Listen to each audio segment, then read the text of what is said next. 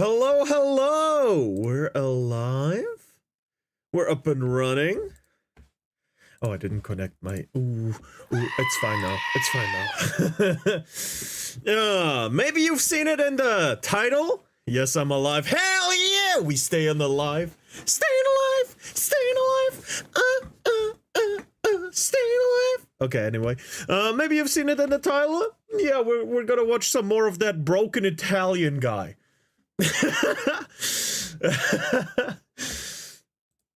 Because I did really enjoy his videos and I want to continue, you know? But before that, I'm gonna let that simmer. So, are you excited? Because I fucking am. And I watched like one of his videos and he got already recommended to me. What did I watch? I watched yeah, okay, I watched this one. So what we want to watch are the other free videos. Goodness with fists. Oh no, that's a different guy. Okay. I want this. And this. All right. Woo! Almost went to the wrong window. So, we're gonna be watching the Pontius. Warhammer 40k YouTubers are a disgrace. So, let's get right into it, shall we? Yesterday, Mad Chemist and Iron kinda went off their fucking rocker. But let's continue. I actually quite enjoyed it. Greetings, esteemed viewers. I am the Pontius. Those that are returning fans and subscribers already know me pretty well. But this little introduction is for the many people that in fact do not know me. And are here because they found this video specifically. Oh yeah, there is also my co-host, Pio. Say hi, Pio. Hey, how you doing? Damn, he sounds And tired. that's enough of Pio. If it wasn't obvious from my extremely thick accent, I am Italian, and so are all other members of the channel. So I hope you won't have a problem understanding me during this video. In case, my apologies. I am doing my best. But let's get to business. This video will already be decently complicated as is. As you will have understood when you clicked on this video, I am a 40k lore Honestly, it's master. probably better I discovered at Warhammer 40k in 2019 while I was still a university student that couldn't speak 2 words of English together. It fascinated me so much as a concept that it drove me to learn English in my spare time by myself. And in 6 months I was already a European C2 level in the English language, learning it for Warhammer 40k specifically. And to be honest, learning it through 40k, by watching lore videos in English and reading the wikis and lexicon in English.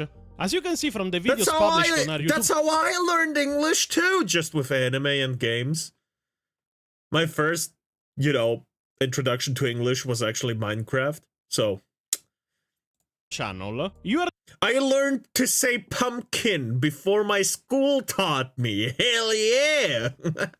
dealing with a YouTuber making mainly long-form content on 40k lore subjects that are obscure, or even unheard of for many people. I'm talking with you specifically, Caco Dominus. Our videos have been praised by many for extreme lore accuracy, smart humor, but especially for the theories we have formulated in the years. To be honest, the videos I am the most proud of in the entire channel are the Bada War series videos. We covered the entire war beginning to end in 4 parts, and in the 5th part we offered an answer as to why Luft Euron went mad and started the events that would lead to the war itself. We have given an answer to the mystery of the missing Primarchs, offered an alternative and, to be honest, better structured lore to explain the creation of the Primaris Marines. Recently, with proof, we discovered the true origins of the Emperor of Mankind, of humanity as a species, as well as our purpose in the 40k galaxy, as well as the purpose of the Emperor as a living being.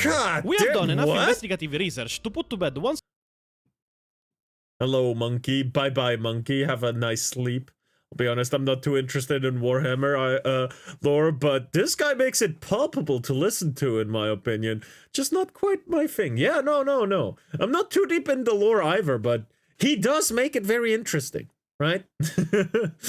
Go sleep. I think I need more sleep. You do. Maybe you should sit this stream out and go to sleep a bit earlier so you can actually, you know, live tomorrow. Maybe it'll get rid of your clumsiness too, you know? Me not asleep, hey, sleep, Parita. Oh, okay. Go asleep. Okay. That makes sense. For all, the discussion on female space marines. And I mean it. We ended up contacting former employees of Games Workshop that were there when 40k was created to ask for explanations. As you can understand from this little presentation, I am proud of the work we have done and we do. But I am not making this introduction for everyone just to brag about our videos. This introduction to this video has a very specific reason to exist. All that I have explained until now serves one single... Hey, I know it's only 1632, 36, but you're barely functioning. You're barely functioning, okay? You had what, 5 hours of sleep yesterday and 2 hours of sleep the day before? Come on, man. Come on, you know you need it. Come on, just lay in the bed. Have me in the background on 1% volume if you want to, if you don't want to miss the stream. And go to sleep. No 6. Wow. I'm so proud of you. That's a step forward. However, you need a little bit more. So go to sleep, please. It'll also get rid of your clumsiness. God won't hate you as much anymore. You know, trust me. Come on, man. Video has a very specific reason to exist. All that I have explained until now serves one single purpose. Making you understand from the beginning, before you even watch the video, that I know exactly what the fuck I'm talking about. Damn! Uh-oh. Yeah, you know, so you can see all the pictures on the right. And before you leave an angry comment under the video, keep in mind that Luetin is not on the cover for lore accuracy, but for another big problem that in my opinion discredits much of his own work. So, we'll get to him, just wait until then. In fact, I was wondering why he was in the middle of a bunch of inaccurate lore channels.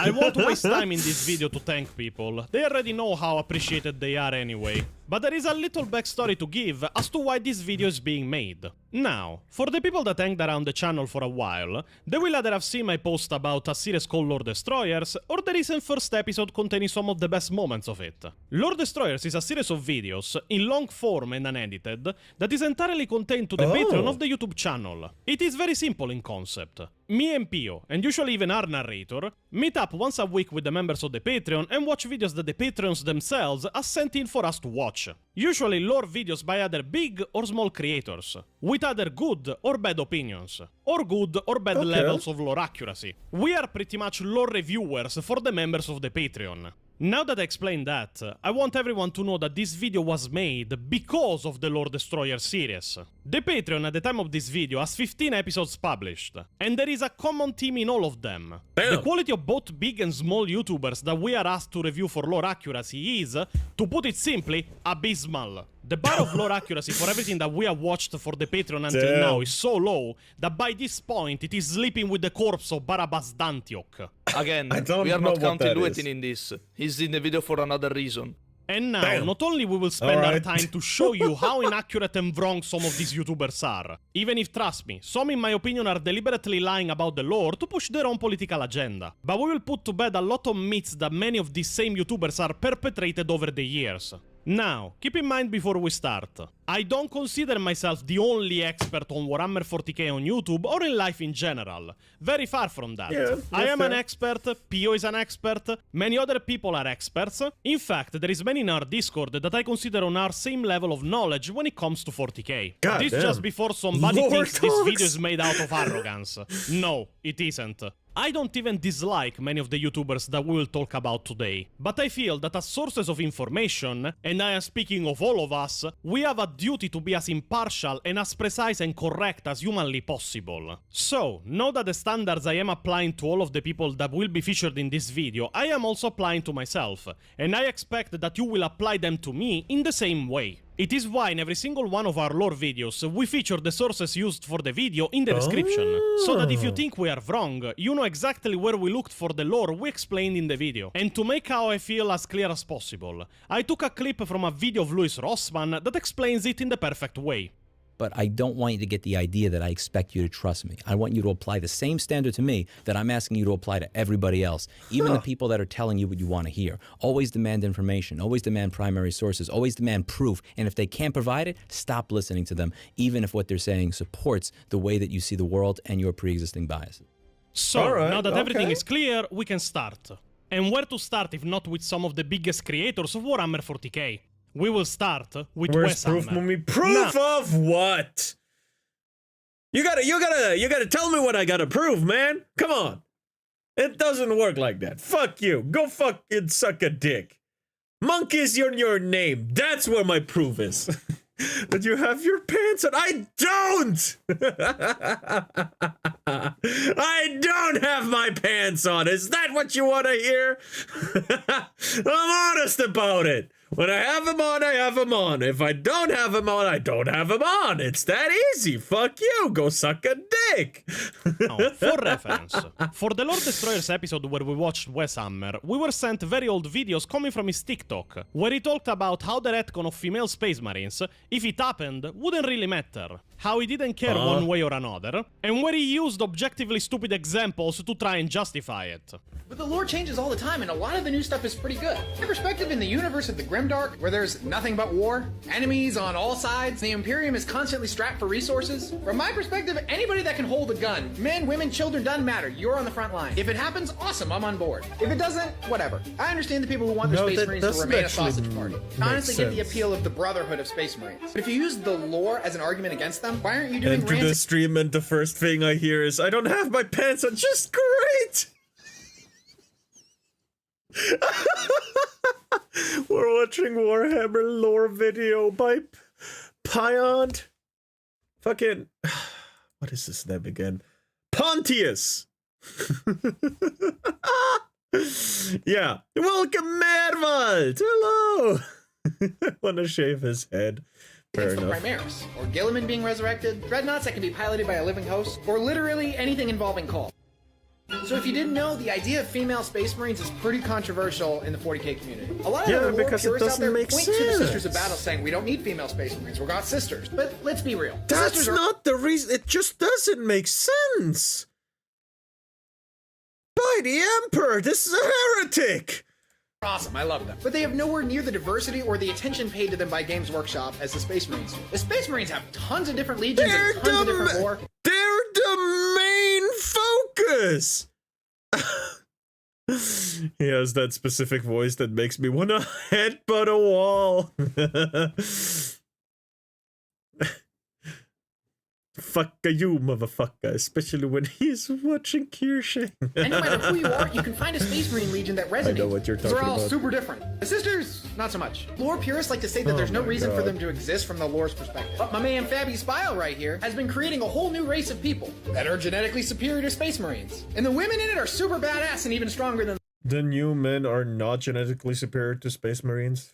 the males. He also was quoted as saying, "I will never understand the Emperor's decision to bestow his gifts on only one half of the human population." It was hinted at in his most recent He was talking specifically of Space Marines in this same book. He calls Marines a genetical dead end. book that he's working on a Chaos equivalent to Primaris. So Chaos might actually be getting female Space Marines first, proving once again Chaos It's is far not more the good point. Oh god. Point he think it is. If the bad guys do it. inclusive than the Imperium. Personally, I want to see women represented in the Space Marine Stop Legion. calling them But I get it if legions. you want your Legions, Space Marines to 40K, just be 40K beefcakes all the chapters. time. I just want my Oh. Legion to be an armor-clad sausage party. Jokes aside, I genuinely understand. I get the attraction to the fraternity. I understand all the memes about brothers. What I truly, truly don't understand, though, is the argument that it goes against the lore. Because the game's been around for 30 years. The lore's does. changing all the time. Some of it for the better, some of it for the worse. Backgrounds created tyranny. Why would you celebrate the lore changing?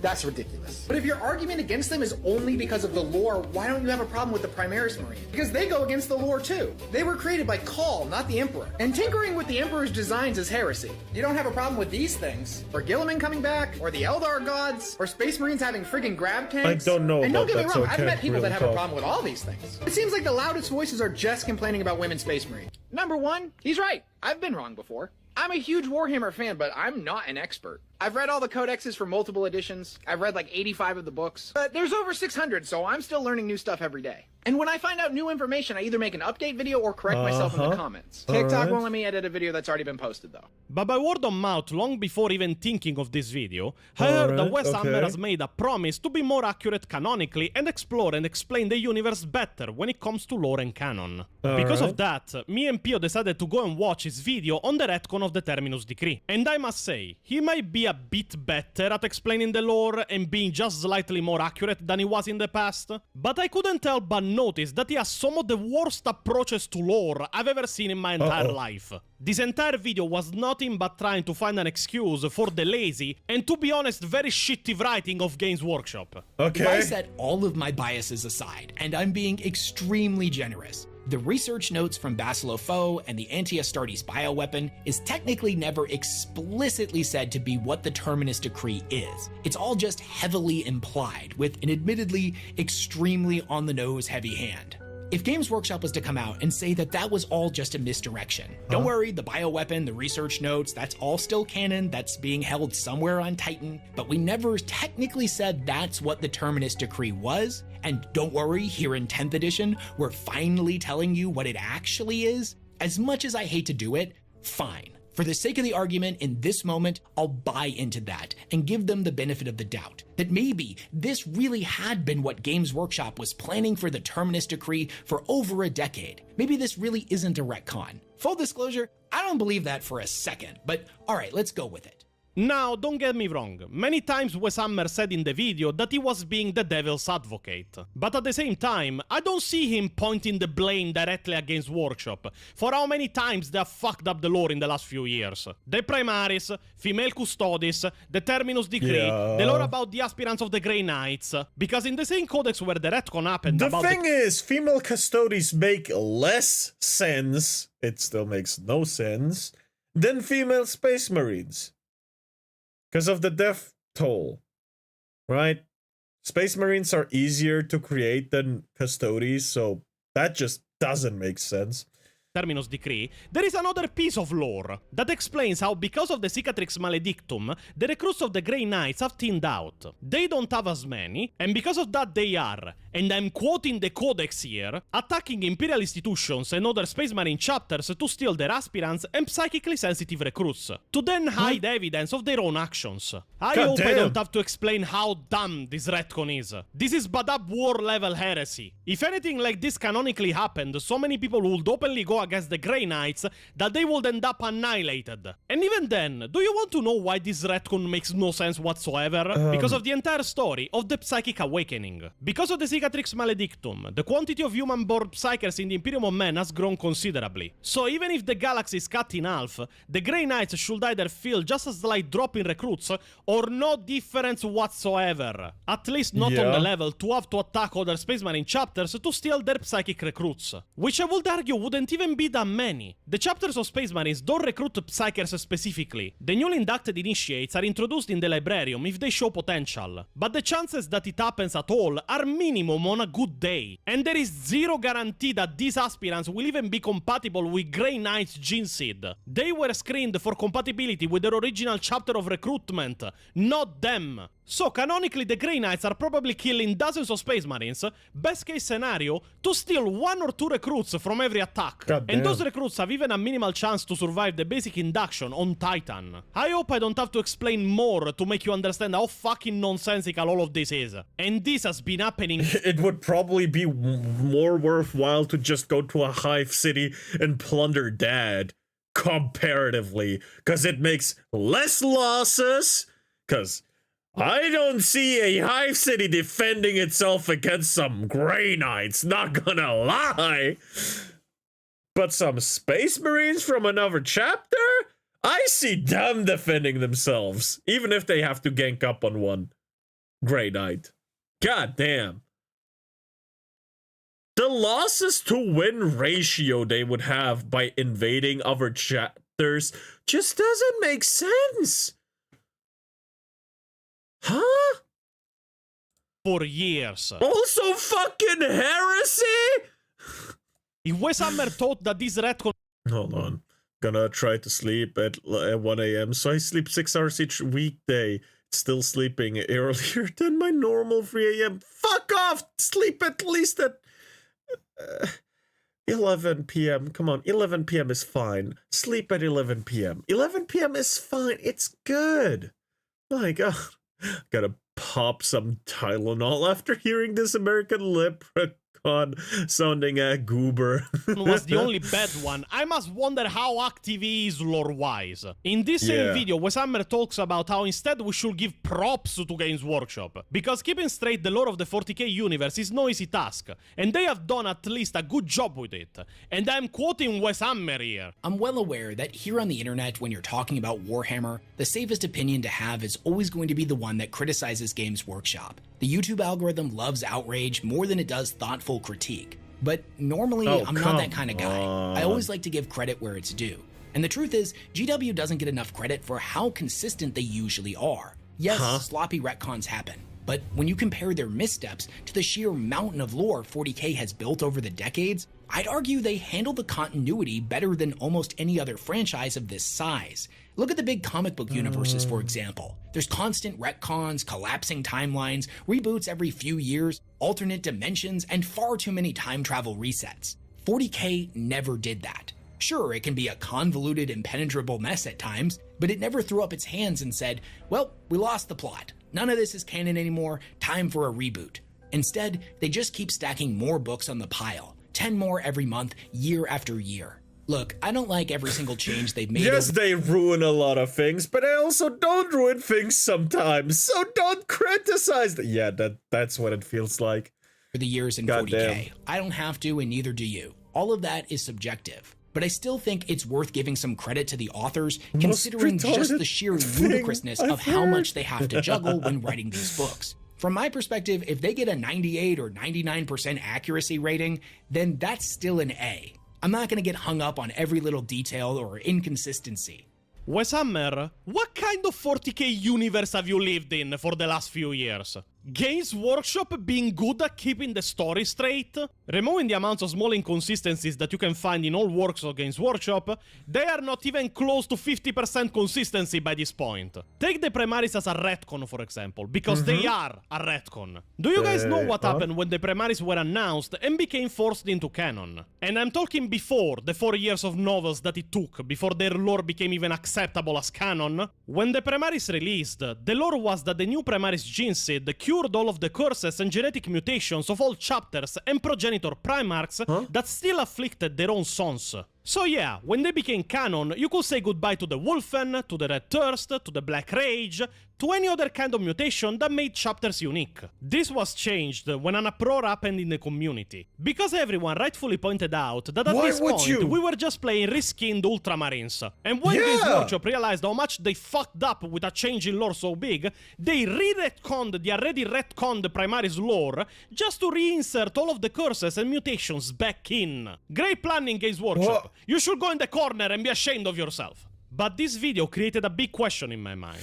One of the main points Wes Hammer brings in the video is that the reveal, for how stupid it is, of the new Terminus Decree, because props to him, he does mention that it was pretty much confirmed what the Terminus Decree was in the final books of the Siege of Terra with the story of Basilio Foe. In his opinion, required at least a good novel, if not multiple, to be brought to light in an appropriate manner, instead of being just thrown as a paragraph in a codex. Now, this is an opinion like any other. In my opinion, the Terminus Decree should have remained a mystery. It is a mystery from over a decade, and whatever they did would have never lived up to the hype. But now I wonder... Fair. Wes Hammer, why are you making this argument for the Terminus Decree as a retcon? I looked at the entirety of your channel, and I don't see any video similar to this for the recent travesty of the female Custodes retcon. Now, before anybody screams at me, check on the channel. Watch these 3 videos in order, which are why female Custodes can't exist, the importance of lore, and as the final one, why female Space Marines can't exist.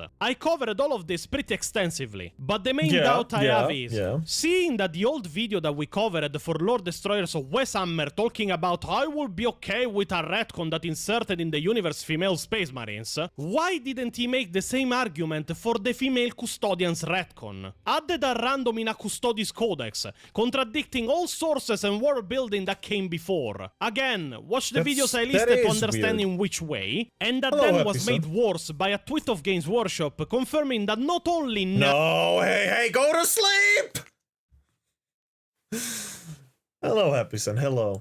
now they exist, but that they always existed, spitting in the face of long-running series like the Horus Heresy. At this point I must think that you are not okay with this retcon because it touches something you yourself liked. And yet, you didn't touch the female custodians one, because it agrees with your own ideology. Thing shown once again by the video we were sent for Lord Destroyers.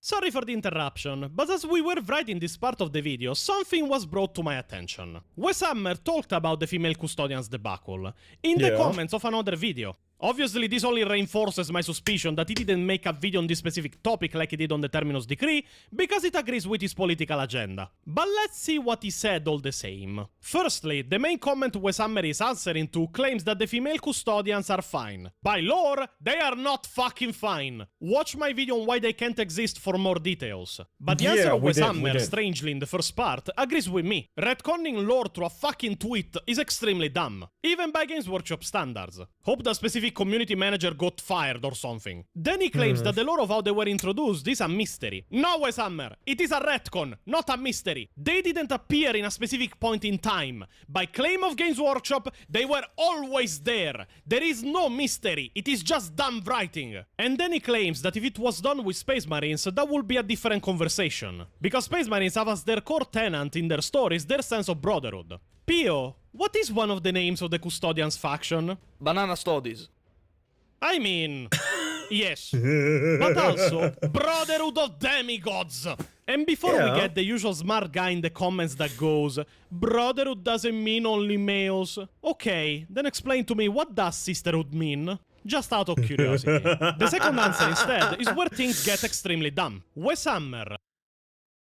Doing not good because I'm watching a mummy. I'm doing pretty well, Happy Son. How about you? Or, you know. Like Major Kill and Bricky did, claims that the female custodians introduced in the 10th edition Custodes Codex have some pretty cool stuff. Pio, ma che cazzo di codex ha letto sto qua? What the fuck? Non lo so, più leggo questa lore più diventa una merda. Tre dei più grossi youtuber di fottuta lore, tutti e tre non capiscono un... fucking lore youtubers and all three don't understand shit about the lore! It's unbelievable! Cazzo della lore, è una roba scandalosa. The 10th edition adesso... When he speaks Italian, I feel like I'm watching some cook scream at another cook because he broke the spaghetti! I'm sorry, but I hear that! You know, the guys that are like, not approved, or approved. Custodes Codex introduces a grand total of 3 officially named female characters. Kalladay Star Ovalia Cash, Bayezzara Gonades, which makes my entire team laugh every time she's brought up, because in Italian gonadi means testicles, and this woman is called a Gonades, and Sister Stateriel. Do you want to know how good their lore is?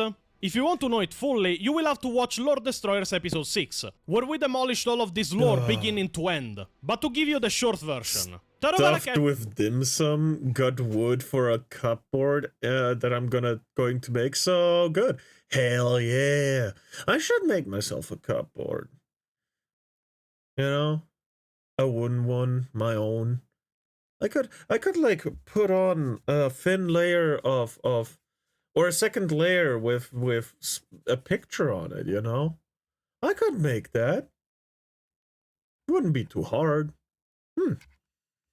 Maybe I should. And then show it on stream. Which was part of a Blood game that didn't follow any of the rules of any prior Blood game for some reason. And their entire plan for the Blood game was live in Terra, requisitioning a ship, have a teleporterium installed in it, steal a cyclonic warhead, an exterminatus level bomb from a depot, go back to Terra and teleport it into the Imperial Palace. Now, removing how dumb and overly complicated this entire plan was, to the point that the lore behind there is literally 2 pages long, and the plan would have 100% failed around here. And the more you read their story, the dumber it fucking gets. Thank you, Games Workshop. So, she didn't obey the ancient rules of the Blood Games. Made a plan so overly complicated that there was no fucking way in hell it would have worked to begin with. And their entire plan was teleporting a bomb in the throne room, when the Imperial Palace is defended by a state-of-the-art system of voice shields called the Aegis. And when even the lowliest human soldier knows that teleporting isn't an option against voice shields, it is literally the first rule you learn about them. You cannot fucking teleport inside a void shield.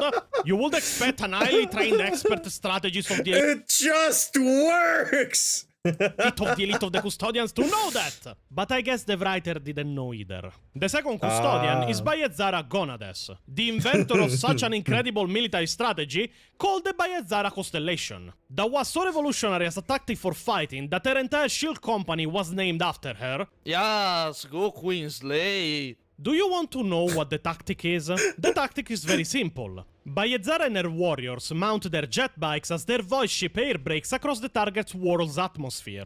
The moment drop velocity is achieved, the constellation depart the vessel's launch decks and plunge through the atmosphere like falling stars. And before you think I am making this up, here is the screenshot of the past. The moment drop velocity is achieved, the constellation is streaked from the vessel's launch decks and plunge atmosphere like falling stars, and cautious foes may even be awed by the spectacle, at least until Baez's warriors descend upon them. That sounds like a hell pod from Helldivers.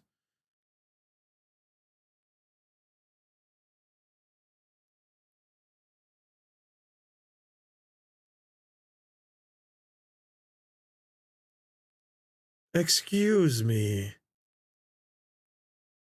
That is not a battle strategy. that is just a Halo drop pod thing. Except the jet bike isn't sealed. Oh. So wait, they just took the brunt of the... Oh. They would have died on entry to the atmosphere, no? Because of friction and shit, right? Because the bike isn't sealed, as you say. I didn't know that. That's just suicide, isn't it? Hold on, what?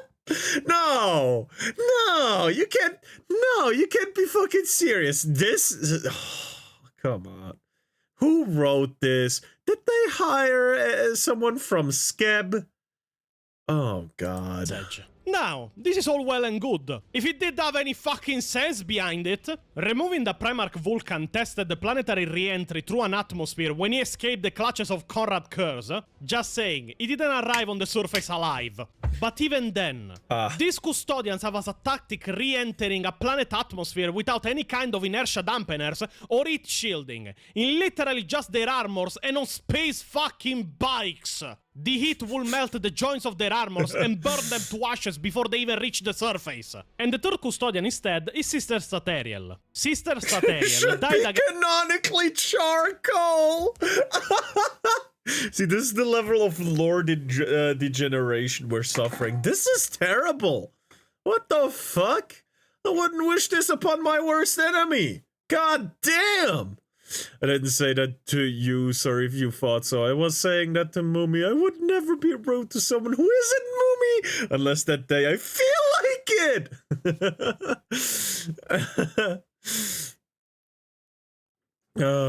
Against demons on one of the first engagements of a campaign that by lore has not yet concluded. This is the cool lore of the female custodians, like by Major Kill, Bricky, and Wes Hammer.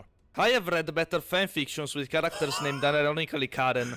So, accuracy, decent. Opinions, God. completely and utterly nonsensical. Games Workshop is a billion-dollar company. Stop trying to find excuses and spending your time trying to correct their mistakes. If anything, they have shown a complete lack of quality control in the last half decade. So, if they get something wrong, stop trying to justify it for them. And say openly that they have made a mistake. Because even if they will never confirm it, we all know. What manner of sadistic bastard was I in another life to deserve this? Horus. You were Horus. You betrayed the Emperor. You deserve this!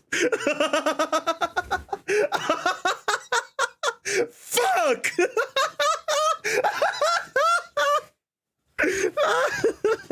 You're still a sadistic bastard, but now you're punished for it with Warhammer shitty lore.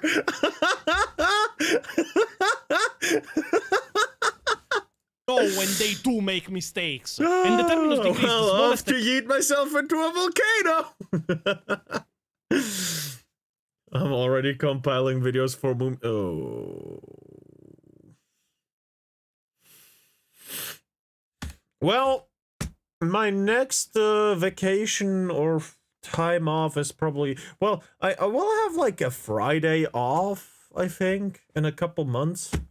And otherwise, 6 months time, there will be, you know, another 2 weeks in summer. Fuck my life. Or I use some of the vacation I have saved up. How many weeks do I have?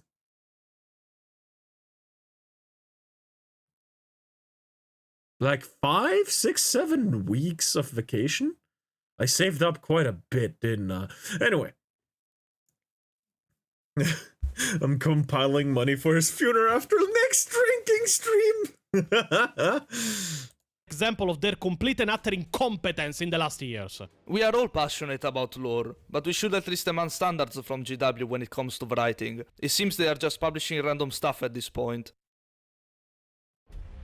And now we move to the next one, Arbitorian. To give some context, I never had a strong opinion on Arbitorian. Mainly because I never actively watched him as I was learning 40k. The first videos of his I watched were for Lore Destroyers, where we watched his appearance at IGN as a lore expert to answer popular questions. Which, if you ask me, IGN?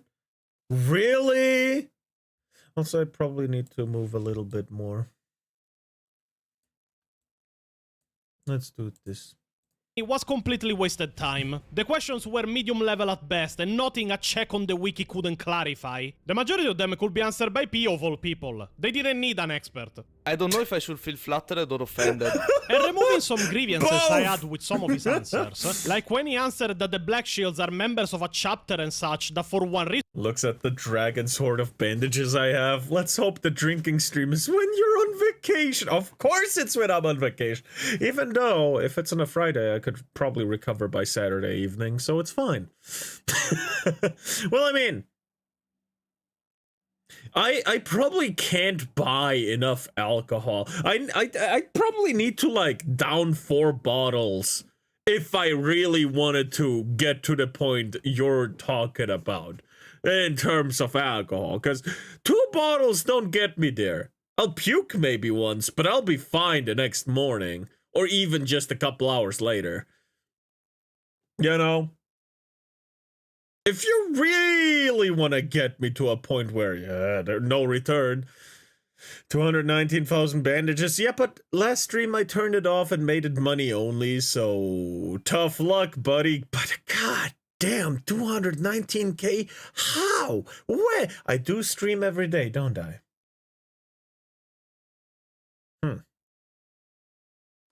Fuck. Makes sense. or another, honorable or not, have left their chapter and joined the Death Watch, completely ignoring that Black Shields were a thing during the Horus Heresy, and they were members of traitor legions that never betrayed the Imperium of Men and stayed loyal. And after the corruption of their former legions, they dyed their pauldron having the insignia of the Legion Black out of shame. And his comment, that another YouTuber we will soon talk about called Eons of Battle repeated, that the creation of Space Marines is literal magic. No, it's fucking science and genetical engineering. Want to know more? We explored all of it in the video What is a Space Marine? Go and watch it. I can No, guarantee to you... I know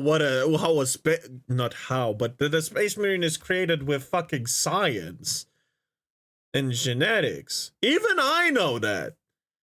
For God's sakes, when fuck, I forgot his name. The main character in Space Marine 2, the game. When he got his upgrade at the very beginning of the game, it got explained that it's a very painful process where your nerves get replaced with like metal and stuff like that. Not nerves, fucking muscles, some of them, tendons specifically, and shit like that. This is magic? That's heresy. The word magic doesn't appear in the entire video. Magic. But then I was sent these videos. And oh boy. Uh-oh. My opinion went from neutral to straight up Italian anger in a matter of minutes. I will put it in the simplest way I can to explain what I think of Arbitorian. Arbitorian is a liar. Plain and simple. We watched a grand total Space Marines are made by saying bippity boppity doo. of 3 videos of Arbitorian for Lord Destroyers, and all of them either lacked context, misrepresented reality, or straight up lied just so he could claim to be right. Let's go in order. The first video we watched was The Case for Female Space Marines, 28 mag challenge. So, let's debunk it claim by claim. The video starts with him obviously already insulting the opposite side, calling them the wrong kind of nerds for being against one of the biggest retcons that could ever happen in 40k. Female Space Marines, nothing is more likely to get the wrong sorts of nerds clutching their beards in dismay. Oh my God, shut He then the claims, fuck up. obviously, after discounting every doubt people have on the matter as mainly sex stream at the agent, So before we start, we should be aware that a lot of the arguments against female Space Marines are nothing but angry little boys being sexist online. That's often the underlying thing going on. that the limitation I apologize. That seems nonsensical. I'm going back to my corner. the Space Marine chapter Hang on, Mumi. Of all the content around Space Marines, do you ever hear how they are glad that they are Astartes?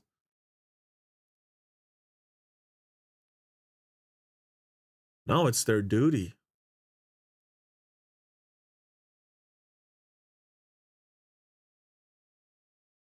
They serve, protect, in the name of the Emperor. It's a duty, not a want, right? That's what it's all about. Discipline.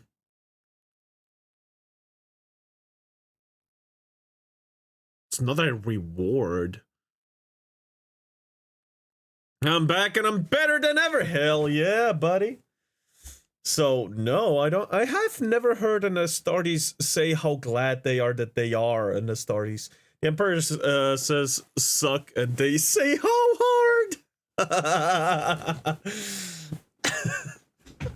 I mean, kinda. cannot recruit females because of the genetical composition of gene seed is very Yeah. rarely mentioned. First, because it changes the background. Okay, fine. Yeah, it would. The current fluff states that only a small proportion of people can become Space Marines. They must be male because zygotes are key to male hormones and tissue types. There you go. No female Space Marines. But it's worth saying that this isn't stated very often. It appears in this old issue of White Dwarf, but that's kind of it. Now, you can watch my video on this matter, because I spent a full hour dismantling all the arguments of people that advocate for this retcon. So we started with content maker video or Space Marine video. We started with the content maker. YouTubers are a disgrace video. We started with this one. 2 hours. Anyway, I'm getting through this. in every way possible, just in case you want to know more. But I challenge you to check in every single edition of a Space Marine Codex and look under the... I want to hear him say, my name is Ezio Auditore de Firenze, and fuck your mama. I don't know why, but I do. God damn. recruitment section. I'm sure you will find the paragraph that for one reason or another limits recruitment to only males. In fact, the only God codex damn. in recent times that doesn't have it is Horus Heresy 3.0, and everyone got angry about that, because the line was moved from the recruitment section into another section of the codex. So, we're already catching lies here, Arbiter. Let's God go damn. on. He then, as usual, claims that this retcon changes nothing because Warhammer It 40Ks are always does. subjected to retcons of some kind. So, having female space marines why in the is world that would require okay? changing the background.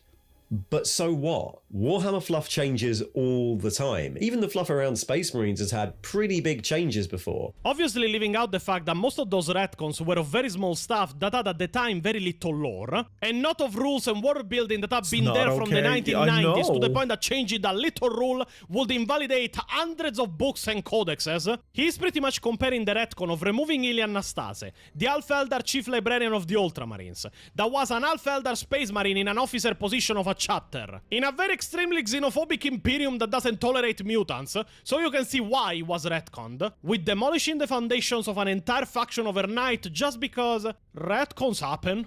Very good argument, Ian. Hope you back it up with more than just your personal opinion. He then obviously announces that Games Workshop could just retcon and say they always existed, and uses an excuse that for 30 years that we have been told that Marines are only male, it was all articles and pieces of lore presented by unreliable narrators, leaving alone the fact that the principle of the unreliable narrator cannot apply. I go into this a bit more in my recent video on canon in 40k, but Games Workshop have a few established ways of making changes that aren't just outright retcons, but would easily solve this. For one, they could just announce that female Space Marines have always been possible, like they do whenever a new model's released, and that this ancient White Dwarf article is just an example of unreliable narrator. The ancient scribe that wrote it was just wrong. That's been done plenty of times before, but it doesn't explain why we haven't seen them yet. Yes, I appear against Professor Pio.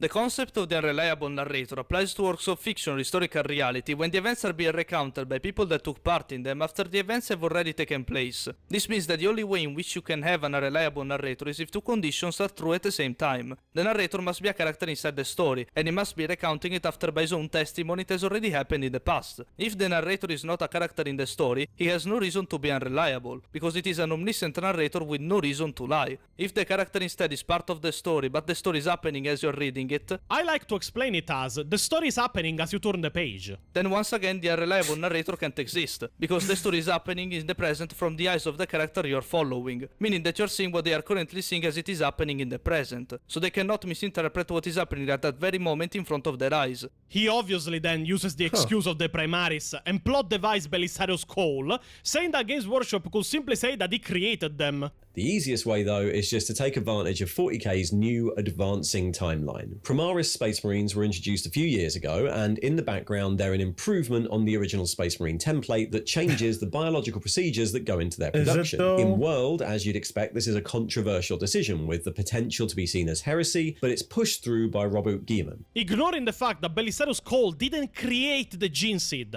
just upgraded it. He doesn't know how to adapt it on women, as the gene seed by itself is incompatible, as all the Primarchs were males. He then goes on the usual tirade about how they changed nothing.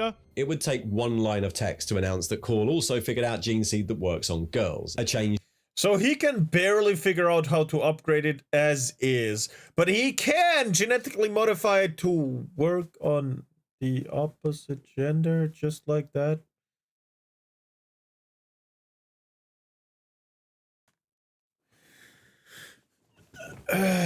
Man, I don't mind. Really, man. I think gatekeeping has a reason for its existence. And I can see why people want to gatekeep 40k. Honestly. Huh. Well. Bitch, you work for IGN, Ian. I don't trust you with Jack and shit, and Jack left town! New R-word argument. Yes, it's mentioned, but it's mentioned not often. IGN is trustworthy as a meathead in an alleyway holding a rusty knife. I'd still trust the meathead more. True. where I feel like I'm being conditioned to be angry every time I hear the word retconned. I mean, what you gonna do? Deus Ex Machina, Bilisaurius, Cole? that is completely believable in world, wouldn't change any of the previous fluff, and works really well with the Imperium's general ethos that all humans are a resource to be used. About how Space Marines are asexual? So yeah, female Space Marines would either change something or require an addition, but so what? So does everything. Finally, on this point, even if it changes the fluff, how much does this really change the setting? I've been using the terms male and female Space Marines throughout this, partly because those are the usual terms used, but we know that sex and gender are kind of irrelevant to Space Marines themselves, and certainly irrelevant to any of the stories they're in. I'm conflating a few things here, but they're portrayed as effectively asexual, aromantic, have had most human emotions removed, and seem to be incapable of experiencing love except for filial, that between family. Ignoring the fact that he works against his own argument, as a change that changes nothing has no reason to happen. And even then, Marines, as confirmed in the first book of the Horus Heresy, my favorite argument against, why are you so against this change? This change changes nothing. Well, don't change it then! No excuse. This setting is from Brit Bong a land. It's so funny to me how people are like, this is such a small change, it doesn't matter. If it doesn't matter, don't do it! Don't do it if it doesn't matter! If it don't matter, don't do it! What the fuck? The change is happening because it does matter. thing has no reason to happen. And even then, Marines, as confirmed in the first book of the Horus Heresy, might be asexual, but they still have male organs. A remembrancer in the book Horus Rising sees the organ of Garviel Loken while he's showering, and she even mentions that he's wasted as a space marine with that kind of equipment. So in the context of a typical Black Library novel, apart from a few pronouns, what would allowing female space marines actually change? Arguably nothing. The entire history and a lot of people who get their hobby invaded. Again, I don't think gatekeeping is all that bad. A game for everyone is a game for no one. Well, I don't care specifically about Warhammer. I don't care about other stuff. You don't matter. That's why nobody does you. The change mattered. Just not for you. Fair. Yeah, he repeated like true. 2 times that it changes nothing. How does he fail to see that if it changes nothing, then it has no reason to happen? He then commits one of the gravest sins of the 40k setting, which is just ignoring the nuances of all the orders of the Adepta Sororitas and just calling them the female army of 40k like a true fucking lore master would. If we're talking about the aesthetic of women in power armor being done, well, Space Marines and Sisters of Battle have considerably different aesthetics and cultural influences, and everyone seems to be fine with having a range of different aesthetics for men in power armor. Why is women in power armor just limited to this? But we have silence and battle. There's two. Mostly, I think when people say this, they're arguing that the model range already includes one faction with female models, so why do you need another? Viking army, check. Roman army, check. Female army, check. TV tropes would call this the Smurfette principle, and the issue with it is that it assumes being female is the sole trait a character needs. Now listen, we can't go through the entire video, because we made a Lord Destroyers episode on the videos we're talking about here, and we had to stop every 15 seconds to debunk something this guy said. The rest of the video is literally a tirade on how the Space Marines could be seen as a satire of toxic masculinity, patriarchy, and all the bullshit people like him believe that 40k represents. That Space Marines can be seen as a satirical comment on, well, a number of things, including religious patriarchy, masculinity, and gender. Warhammer 40k was written as a satire of, well, many things, and one of those things was organised religion, particularly Christianity, because that was the dominant one in the UK the writers grew up in, and at the time still had over-influence on popular culture. Christianity is famously a patriarchal religion and full of father-son dynamics, and the origin stories of the Space Marines inherited a lot of that. The Horus Heresy owes a lot to Paradise Lost, and themes like the betrayal of the father are prominent in 40k. Space Marines over the years Marines have been more and more likened to monastic orders. Space Marines, being men, could be seen as part of the wider religious satire of the setting. And you could go even further than this when you think about what Space Marines actually are. Children, taken before puberty and given an alternative to growing up that... And what's wrong with that? It's a dark fantasy, like what the fuck? Satire, yeah, sure, Ian. You Reddit atheist-looking motherfucker! Again, why does it matter where the inspiration came from? If you change the inspiration after 30 years like that, you destroy your own foundation. You destroy what made it great. Why would you do that? Just because of, oh, my toxic masculinity. Like, why? God fucking damn it. Can you listen to this diatribe? Oh, I'm not listening to him. We're listening to fucking whatever. turns them into fighting machines. We're listening to Pontius. This is his video. He's debunking him. Okay, it's different. Big, strong superheroes who never get old and never get sick and hang out with their friends all day fighting bad guys. They're a silly 8-year-old boy's idea of what being a man is, all duty and honor and fighting and no emotions except anger and no girls. That's just toxic masculinity. Surprising how this one never gets... That's how you sum up for Warhammer 40k? Holy shit! What heresy! I'm sorry, this Horus heresy pales in comparison to this. What? We're listening to Pontius, the Italian lore master. Yep. Oh my god. Yeah, great argument, Ian. Let's upend several decades worth of established for seemingly no reason at all. Yep. Can say that I'm not lore master. In that case, why a man in armor only space marine? Where is brothers of battle then? But it's about you. Oh my god, satire. Oh my god. Now that I think about it, you'd never be accused of toxic masculinity, Mumi. You don't have any in the first place. Oh, you bitch. Oh, you bitch.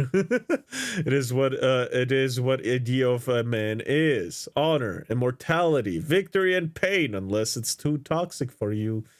Okay, now I know why my tofu is expensive. Mr. Soy is taking all the soy of the fucking world. Erebus isn't as much of a twat as you are currently, Ian. God Used by the angry gamers, right? Obviously without proof. Just look at Captain Titus and Lieutenant Mira in the first Space Marine game. The man gave himself up to the Inquisition just so Mira wouldn't be captured and tortured. Pure toxic masculinity. You will submit to my authority, Captain, or the Inquisition must conclude that you have corrupted every Ultramarine under your command, not to mention those who stand at your side. God damn it. Ignore his threats. Come on. The Inquisition will destroy you, Mira, and the Ultramarines will be forever dishonored. Leave my brothers and the lieutenant alone. I will come with you. He then misinterprets comments made by Alan Merritt regarding the original first edition minis that everyone says were female Space Marines. They were not, as confirmed by Alan Merritt himself in our video about it. Go and watch it. The first comment he misinterprets reads, "These were sculpted by the designer as female Space Marines, but it wasn't an official brief, and they weren't released as that." Alan Merritt was for many years Games Workshop's head of IP, but back when those were released, he was the design manager of the studio. And in 2018, he jumped on a thread where he explained a bit of the original decision-making process. These were sculpted by the designer as female Space Marines, but it wasn't an official brief as such, and they weren't released as that. The reason there aren't female Space Marines has nothing to do with lore or background or character of Marines. It does it's now! to do with the simple logistics of making and selling miniatures. Early Citadel ranges had female versions of most character types. In fact, when we produced the C range, the intention was that upwards of 25% of the models would be female. But retailers kept complaining to us that customers weren't buying the female models, and could we not include any in the restocks? So we took the female models out of circulation. So when we got to the new Rogue Trader ranges and exciting new Space Marine model ranges, it was difficult to see how we could logistically add an occasional female model to the mix. We knew that if every Marine blister had a female model as one of the three, then folk would complain, so we didn't make any female ones. All the background fluff about why there are only male Marines is there to justify a commercial logistics issue. So the reason for Space Marines being male is basically a marketing decision based on what nerds in 1987 wanted to buy. They listened to their customer base at the time, which means that if nerds in 2021 want female Space Marines, surely the good business decision is to change it. But the comment continues with, the process of making and releasing models back in the day was quite varied. Designers tried stuff, and we asked them to make all manner of weird and wonderful things, pretty much confirming that the designers were throwing shit at the wall at random and seeing what stuck. Nobody told them to make those models. They made them and they were discarded later. And then an entire comment about how the non-existence of female Space Marines was a logistical issue. Yes, but it was when their lore was still up in the air. And because people didn't like the objectively ugly old female models of Games Workshop, they stopped producing them and justified it as an in-lore reason. Meaning that what was at first a logistical issue is now a lore issue. Holy shit. How am I better at lore than the guy that's trying to explain lore and apparently a lore master? Oh my god. Okay, now I know why might. Oh, hold on already. Looks like a British Bashar al-Assad. Goddamn. Little odd potential romantic undertones with that sacrifice. Oh, goddamn it. I just thought of something. What would the mummy look like without the wrapping? Do not? Do not? Because these models were, well, just look up the old models and sculpts. No, thank you. I'd like to keep my sense of sight. Ariburian, your feelings about Space Marine lore are not real. Literally every Warhammer fan, they are real to me! If the miniatures were sexy, people would have bought them. Probably. How about non-binary Space Marines? Guys, let's talk about the real issue here. then became confirmed lore, and now it cannot be changed without massive problems. He then has the goal to mention a lore reason as to why the Adeptus Sororitas are all female. But wait, they cry, Sisters of Battle have shapely armor and boob plate. Well, yeah, but there are some reasons for that. First, Sisters of Battle really are just really physically fit women, without the crazy growth hormones or extra organs. But also, Sororitas armor has obviously female coding because it's really important in world that people realize they're women. The Adeptus Sororitas exist because of the decree passive that stops the Minotaurum from having men underarms. They're essentially a loophole. So their gender is designed to be obvious through their armor. After for the entire video he has advocated that we should retcon the lore as to why Marines are only male for no reason at all, by going openly against canon. And he then, at the end, explains how he will change the lore to include females. He wouldn't change the sprue, he wouldn't change the models, he will leave everything as is. We'll point at a random armored Space Marine with an helmet on and say that's female. Pretty much showing that he wants to change the lore not only for no reason, but with no practical use either. So shorter? Nope. Pin-up proportions? Nope. Long hair and makeup? Probably not. Just a female head swap? I'm not really a good enough sculptor to manage that. So where does that leave us? Well, for now, here's what I think a female Space Marine in full armor would look like. Exactly. Oh, go suck a dick. Oh, go suck a huge fucking dick, you piece of shit. Oh my god. Oh yeah, let's not change anything. But why would we make the change then? Oh, you know, to cater to people. This is what it's about. this is what he wants. Oh my god. You know the word twat. He looks and talks like the word. That's an insult to the word twat. Hello, dude. Angry Italian. Yep. Yep. Yes, Zerhood. You're woman coded. Get fucked, the Zerhood. Hate the whole woman coded. The same. This is what I'm going to be using as the basis for my 28 mag entry, a standard intercessor. And this is why Games Workshop should make the change. It's the easiest way of giving the fans what... Just don't make the change. If the change doesn't matter and doesn't change anything, why put the change in, you dumb piece of shit? If it doesn't matter, don't change it. Holy fuck, it can only go wrong. I don't know anything about Warhammer, but I know a lot about DEI. Exactly. They want, because they don't really need to make any new models. They just need to say it's possible. So, No, wait. it's His not entire argument is possible. that GW should change the lore because why not? Because the it perfect doesn't change argument anything. coming from a 40k lore master. If only somebody made a 1 hour long video debunking every single way to introduce them into the lore in extreme detail. But if it was Damn. only this video, then I could let it slide. But we watched another two, and things only got worse as we did so. No. Secondly, we watched the video Canon and Retcons in Warhammer 40k. Everything is canon. Now, I don't want to waste too much time on Arbitorian, so I will briefly tell you what this video is about. This video covers how Arbitorian doesn't understand the concept of world building, the concept of timeline, the concept of retcon, the concept of addition versus substitution, and the concept that Games Workshop coined the phrase everything is canon but not everything is true because they are writers that sucked and couldn't say so openly. Like CS Goto for an example. He even says in the video that if something is retconned and you don't like the change, you can just go back and be happy that what got retconned still probably exists somewhere around the galaxy. But this way of working allows loads more flexibility in a game that isn't really intended to have a linear timeline. It's designed to be flexible. And generally, old fluff is always kept around. What do you mean it's non-linear?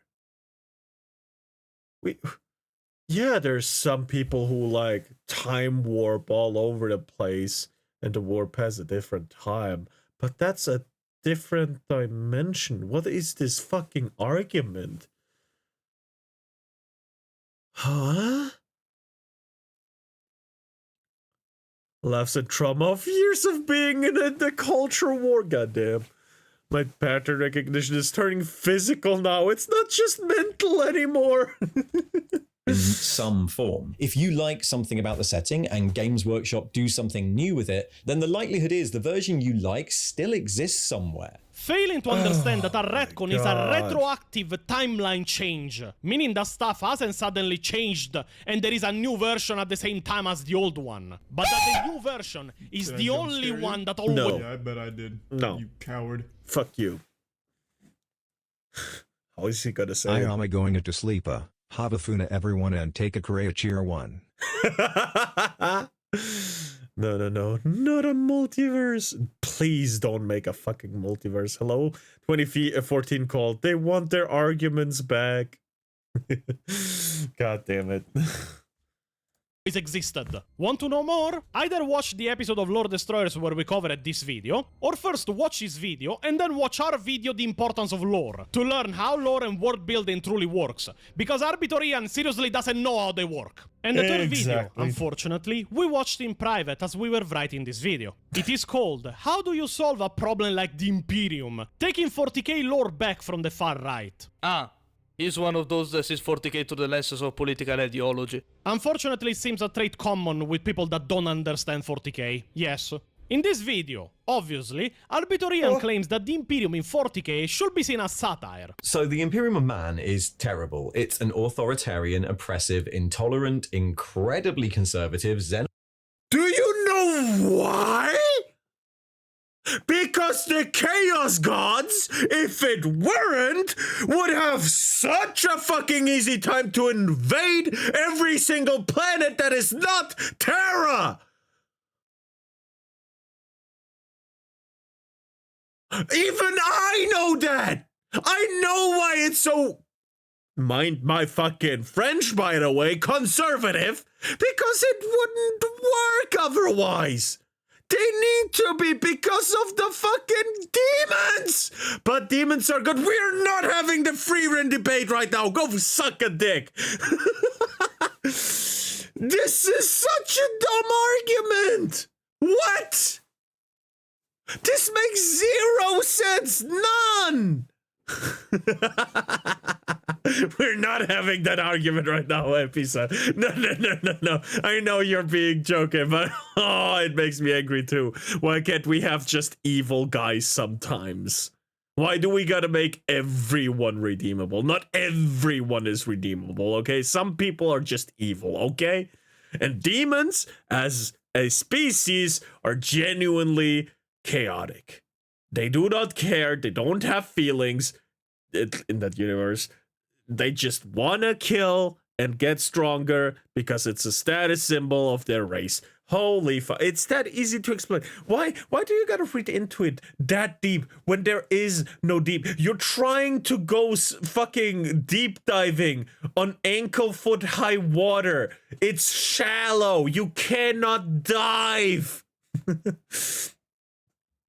Let's just ignore every fucking reason why. Fuck Chaos, the orcs and gene stealers would be even more devastating to the Imperium than they already are. Exactly. Why are you complaining about body type 1 and body type 2? It's not an issue. Type shit is gonna hit Warhammer, isn't it? Probably. You're gonna have a character creator soon in Space Marine 2. You're not gonna be playing Titus. You're gonna be playing Titusy. The phobic state that allows no other option to exist in the galaxy. And also, it's fascist, right? Well, I could do a whole video on that subject, and we could argue over the exact definition of fascism and if the Imperium fits that description, but it's actually irrelevant, because like the First Order in Star Wars, the Imperium is coded fascist. Despite even the beginner's guide to 40k that released recently claimed that it moved away from satire, and it is now a tale of tragedy of humanity struggling against the dying light. He then spends the entire video dunking on the methods of the Imperium, methods adopted out. Well, they remind the left of certain people. Well, I mean, they do remind themselves of it every time they look in a mirror, don't they? With all the fucking hate speech this, hate speech that, violent riots and shit like that. I don't know. Really, the word. You're a fascist, Ian, religious. Of desperation for the survival of humanity, all the while accusing them of being fascist, and then showing off only pictures of Nazis. But you're meant to look at this and be reminded of this. You're meant to look at uniforms like this and be reminded of this. Their code. Do you want to show the military uniform of any other military as well? Go on. Do it. Make my fucking day. Did I jump scare you? Yeah, I bet I did. You coward. I have bad news for you, useless. I didn't look at how long the videos were. The one where you a dog. I didn't look. Maybe I'm not even gonna get through this today, but you know. No, because that rip. No, because that invalidates his shit tier argument. Exactly. This is such a non-argument. What the fuck? They don't have mirrors moving.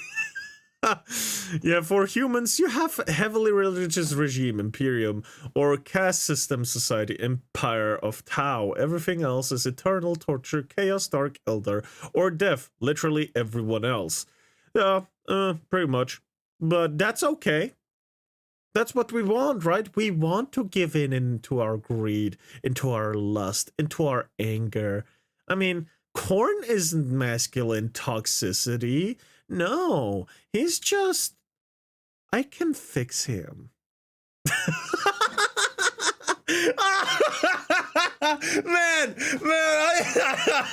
Oh man, I can't believe what I just said. Oh my god. How did I come up with that? Wait, it's happening. words for this is bad, and the Imperium of Man works in a similar way. We're meant to see the xenophobia, the Can't believe you're watching a 2-hour video when you won't watch my 1 hour and a half video on a Monster Hunter channel. Okay, look, it's different. This is lore and debunking other YouTubers, alright? Look, it's different, okay? I'll stick with the Imperium and humanity. Fuck that shitty excuse of a war god, yo. I mean, I still like the sentence, blood for the blood god, skulls for the skull throne. You know, that's fine. I like that. I love that, right? And he still has a reason to exist, right? Oh, it's great. Exactly, right? And I may have been a bit too loud, but anyway. incredible conservatism and tradition, the obsession with purity and pure genetics, the worship of militarism and creating superhumans as, well, this. Obviously, we will ignore the fact that the Imperium of Man is technically an authoritarian feudal theocracy, as every planet is left to govern in the manner they see fit, as long as they pay the tithes and enforce even loosely the religion of the Emperor to stave off chaos. But everything people don't like in this day and age is fascist, at least for people that understand zero of politics, like Arbitorian and many other 40k YouTubers. He spends the entire video making claims without showing even an hint of proof. He even complains that we only see Space Marines in a good light from the side of the Imperium of Men and humanity. As the setting grew more mainstream, the aspect of Space Marines as noble warrior monks became more and more prominent, resulting in a world where no, that's the salamanders, the warrior monks, right? They are gentle giants, right? But they're the only one. You see a Grey Knight, you didn't see a Grey Knight because you're dead. Right? Most of them will shoot and stomp on civilians just because they saw them. Or they're in the way. It's not that fun, you know? In a world, in a universe where the most wholesome guys are the ones that burn their enemies alive. That's a pretty dark fucking time. What word you dislike this time? But Khorne was such a hypocrite and tried to use trickery to corrupt Rogol Dorn, and Khorne fucking failed to corrupt the Praetorian. Well, abused, intolerant, mass murdering child soldiers are only ever portrayed from the Imperium's point of view, as genuine heroes. This is like Star Wars, but with no rebels, where the stormtroopers are our lead characters doing the good work of the First Order. Except that would be fucking boring and bad writing. But Space Marines are fucking awesome, and you see all the wrongs they do. You do. However, the universe is so fucked up that there is no good guys. You, however, want to see some good guys, and you're shifting to the demons. I can see it in your eyes. You're gonna say Slaanesh isn't that bad. Khorne isn't that bad. It's just chaotic. I can see it. I can see it now. You know, if Warhammer would have written by women, we would have seen novels about Demon of Khorne falling in love to a simple woman in agriculture planet. No, even better, in a hive city. Hello, Dairy55. Welcome. Hello. God damn. The Crimson Fists were doing a good job to protect life. Let's not talk about them doing a breeding program to try and produce more aspiratants. But it didn't really work out. Yeah. She raises the question, why the fuck will we care about the opinion of a military force from the side of the people trying actively to exterminate us? I doubt their opinion will be good when they get exterminated in return for trying. Don't you think, Arbitorian? He then complains that Games Workshop is portraying the Imperium of Men as unnecessary evil. Second, as the setting expanded, it started to justify the Imperium. As concepts like the Warp or the Horus Heresy were fleshed out, the Imperium became less of an oppressive state and more of a necessary oppressive state. Because that's the goal with a foresight having immortal emperor. If the goal was to keep me alive, and I have a very oppressive, powerful, immortal, future sight having guy, and he tells me he's gonna become the emperor of mankind and it's gonna be grim, I'm gonna fucking do it. Like, what? Because it is Ian, you absolute lemon of a main. Compared to what would woman write using Warhammer lore, burning people alive would not be that terrifying. Fair! You know what? You're right. Imperium on the 21st century thing is evil, but every faction is 100 times worse. Outside of Craft World, Eldar, or Imperium of Tau. And I'm not sure about that. Tau is literally enslaving some of the races. Aren't they? Are they not enslaving weaker species to work for them and for the cause of the greater good?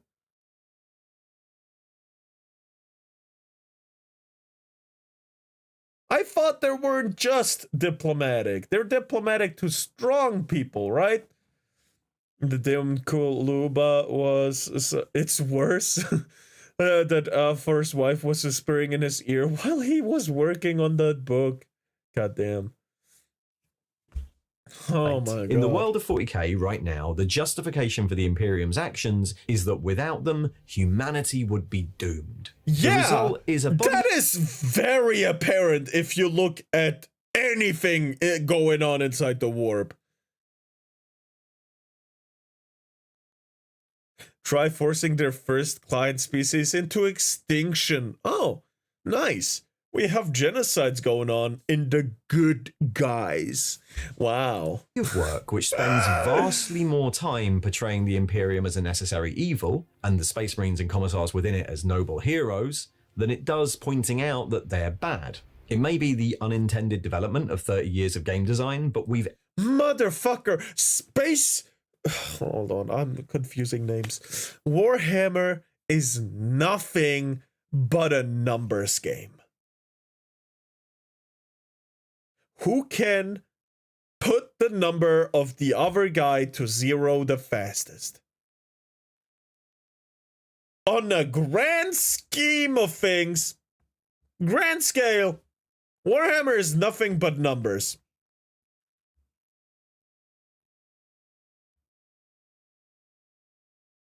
It's a meat grinder.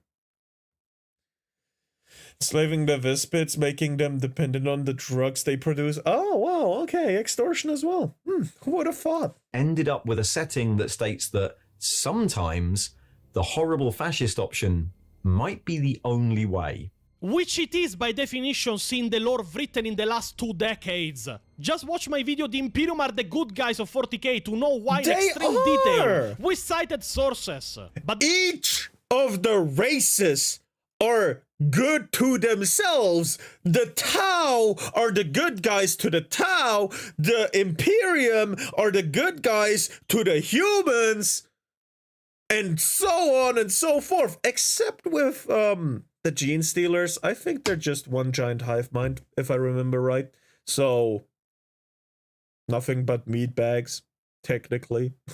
The Tau, however, are too fucking terrified of the crew to do anything even subtly against them. Oh my god. There is not a single faction in Warhammer, except the Salamanders, that are likable in personality. As a whole. Right? No demon, no human, except the Salamanders. No, you know? No, the orcs are likable. You know what? I fucking say, the orcs are likable. Because they're fucking simple. But only if you don't stand in front of them. They are only likable if you don't stand in front of them. Because you will either get captured and done some terrible things to you, or decapitated in an instant. Well, no, I think they'd probably crush your bones first. Yeah. You know what? If I literally had an actual demon from hell appearing from one place from the planet and seeing literally living and walking angel, we all would have praying to our Lord and Savior Jesus. Yep. Then he lies about the claims of Warhammer is for everyone, and the Imperium is driven by hate, Warhammer is not. Anyway, the upshot is 40k can have a bit of an unsavoury reputation in the wider gaming world for attracting fascists. And while we all know it's a tiny minority, it's a big enough problem that Games Workshop will have to make multiple statements condemning being a fan of the Imperium and confirming that, despite almost everything they release saying the opposite, the Imperium is still totally meant to be satire. If you have to explain that, then it isn't working. Completely not providing the context that the first one was released during the 2020's George Floyd riots in the US. And obviously everyone got angry about it because Games Workshop is British and had no business as a toy company to comment about the riots and their underlying political issues. Just watch the final part of my female Space Marine video to know why. And the second instead was for a Spanish wargamer that entered a tournament in his country, dressed with clothes sporting political symbols and signing himself Austrian Painter. The guy did it literally for trolling, but he won the tournament because everyone else in it was so weak and offended by his attire that they forfeited en masse and made him win. Thing that pushed Games Workshop to release this article. It is not a problem of the fans in 40k, it is a problem of the trolling of a single person and the weakness of other 40k players. He then makes an argument that Games Workshop should start portraying the Imperium of Men as an empire facing impossible odds and having to keep their own morality in a grey area out of pure survival, and start portraying it again as the bad guys by using the Cicatrix Maledictum as a plot device to create smaller human empires that are not aligned with the Imperium, but fare better. But I think there is a way you can keep the Imperium basically the same, but remove it as a necessary evil, and since 40k now has a progressing storyline, it's not even that difficult to do. Here's my suggestion. Warhammer 40k 10th edition is released, and just like the last two editions, the timeline has moved forwards. The Cicatrix Maledictum has spread across the galaxy, vomiting forth legions of chaos and Xenos and cutting off vast sections of the Imperium. Guilliman's Indomitus Crusade has rallied the defenders, doing a good job of shoring up the new, reduced frontiers of the Imperium, but the tendrils of the Cicatrix continue to spread, isolating more and more of the galaxy from Imperial control. The Emperor's not sitting on his throne for this. He ain't sitting on the throne for this shit. Man. I like the ones whose planet was destroyed and they built training camps on their destroyed planet for one reason: revenge. This is one of the things I know about Warhammer. Saint Flight of the Fentanyl, in this name we pray. Of course, a definition of schist is everyone who disagrees with my ideology. Exactly, lol, forfeit out of spite. That's pretty spaced. While the Emperor's spears leave jokes in the graves of their dead, Pedro Cantor carried a mother in his arms who was keeping up with them for quite a while. There are no purely good factions, just good characters with flaws within unique factions. Fair. My suggestion for that man: get the fuck away from Warhammer, you fucking tourist activist. Yep, yeah, no, you're right. Okay. On an unrelated note, I just checked and the Monster Hunter video he sent is only 38 minutes long. I don't know why I thought it was longer. Maybe, but lore, listening, watching. Goal. The core of the Imperium is intact, shored up by its embattled military, but by now whole sectors have been cut off for hundreds of years and had to survive as best they can. Many of these areas continue to think of themselves or declare themselves as Imperial, at least on the face of things, lest the warp storms calm and the hammer of the Emperor return. But how much lip service they actually pay to Terra and its institutions varies.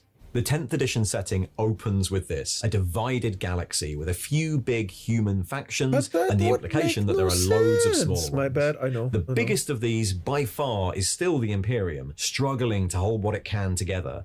As Lord Commander of the Imperium, Guilliman's tendency is for unity at any cost, but even he realizes that, for now, with chaos at the gate, alliance might have to replace conquest. This opens the way for all sorts of new stories. What about an area that was taken over by the helots of a destroyed Astartes chapter? An industrial zone completely run by mercantile contracts? Human empires allied to the Tau or in league with other Xenos? Areas cut off from the Mechanicum, but who seem to be doing... Yeah, let's not forget that the Tau had an existential crisis because they met a what was it, 2,000-year-old Primarch, was it?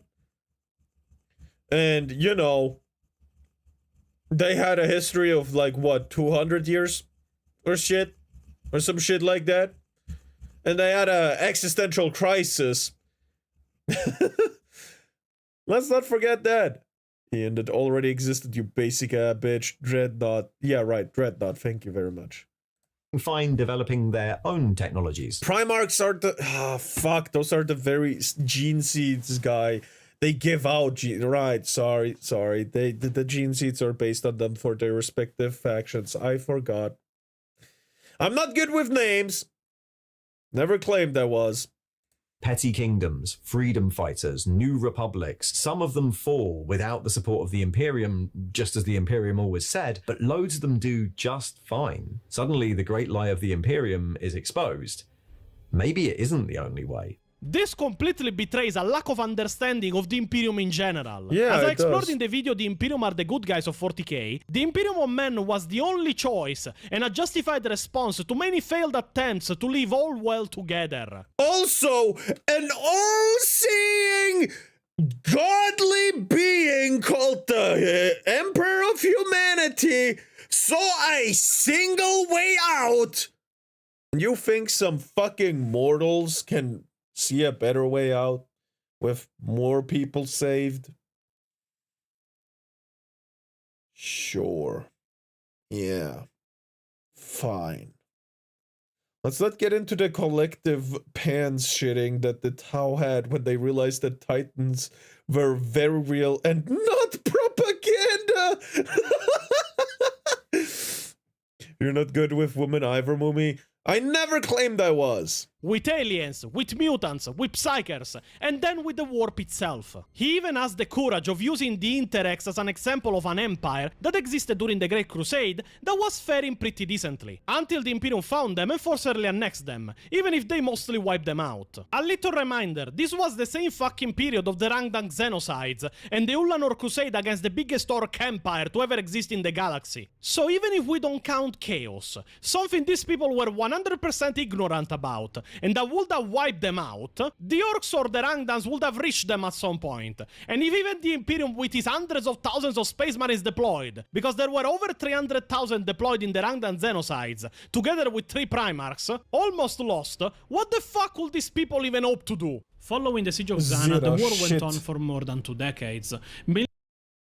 Plus, we all know that every religious thing exists in Immaterium, even Tau, who have weak connection to it, creating greater good as their own god. So, on Warhammer terms, religion good.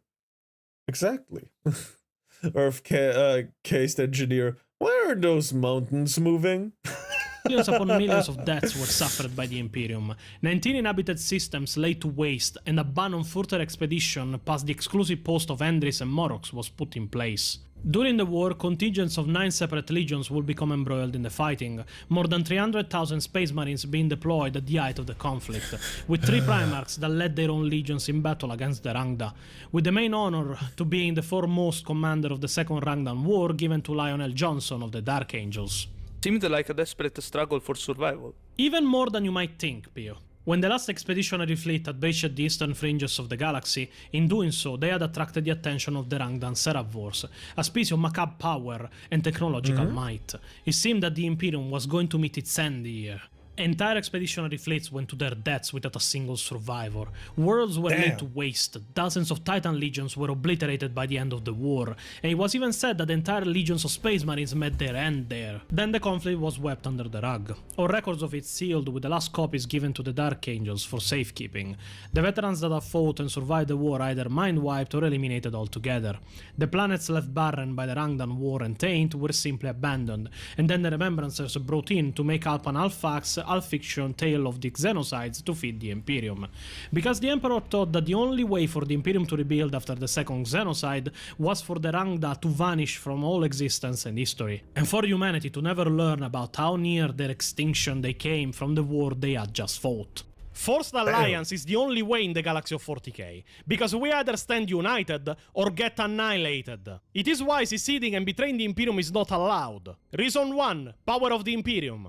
Reason 2, humans can survive only when working together, so you either work with them or they will replace you with somebody that will. And to be fair, without the, gene crafting, humans are inferior in body to every single other faction in Warhammer. Just on a average body basis, humans stand at the bottom.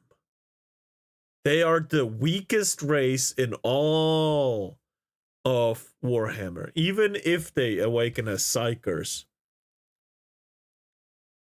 Without gene crafting and, bioengineering, they are the weakest. They can push themselves up pretty big with Space Marines and shit. And that's why they stand tall anyway. No, Necron envy humans because of the body. Isn't it more... I mean, they still stronger. Don't they envy the human body because they are machine? And yet they're still here, exactly, because they have something none of the others have. Reproduction. I mean, yeah, the Necrons can't reproduce, that's why they're slowly dying out, no? That's the whole thing about Necrons, they want their bodies back, technically, no?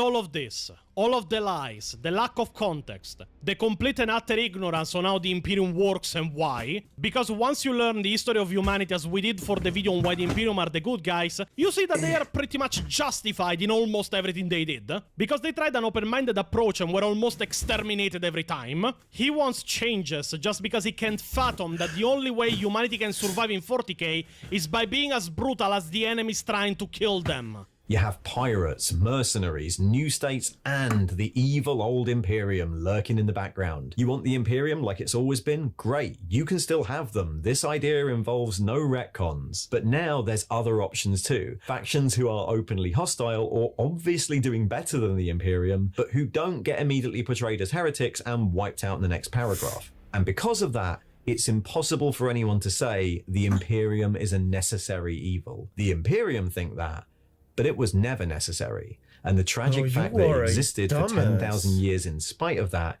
keeps the setting just as grimdark as ever. There were even people under our video that commented that we have no proof that the Dark Age of technology humans were a lot more tolerant than the Imperium. In fact, we do have proof they were. The sheer existence of all the alien races of 40k is proof that they were a lot more tolerant. The Dark Age of technology had AIs controlling armies, and weapons so advanced they could have easily wiped out almost all aliens of the galaxy. The only ones they would have had a problem at the time destroying were the Eldars, because there were trillions of them, and they still had much of their very advanced technology to use, together with their psychic powers. And we all know how that ended. If you don't know the context as to why the Imperium became what it is, you really shouldn't fucking talk about it.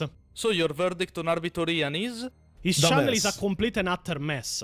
He is an ideology-driven individual that doesn't bring proof, lies about the lore all the time, and purposefully leaves out the context of everything that will make the Imperium seem justified in their actions and morally grey, just because it doesn't espouse his own ideology. And because he can't accept that the only real sin if you are fighting for the survival of your own species is losing. This guy a lore expert. What a joke. This guy a lore expert. Fuck it. I send it through kick. What? Hold on. Plus, we all know if you paint your car red, it will move faster. No, Necron envy humans because of their body, and yet they're still here. What? The Necrons envy them because they were tricked into sacrificing their flesh. Yeah, like, that attitude, you are the weakest race in the entire universe. Yeah, and... Blank souls. What about blank souls? Also, most of their souls got eaten by the Catan. So he's gay. Derogatory? Ian, just fuck off and ruin Trench Crusade. That setting was dying even before it could really get started yet. Damn. Hello, hey. Go to sleep. Go to sleep. Now we move to Eons of Battle. And before you leave a comment telling me that he's a channel that mainly makes tutorials on mini painting, we were sent several of his videos to watch for Lore Destroyers, where he made comments and explained lore in between painting tips. So, if you don't want to attract the eye of the Italians, don't explain lore you don't know. And especially, don't fucking lie so much about it. What are we? Lord Boogeyman now? If you say wrong lord 3 times in the mirror, Pontius appears to hit you with a frying pan. The first video of Eons of Battle we watched was his video building and discussing female space marines. Problem? And we start directly from the intro with the bullshit. Female space marines, let's do it.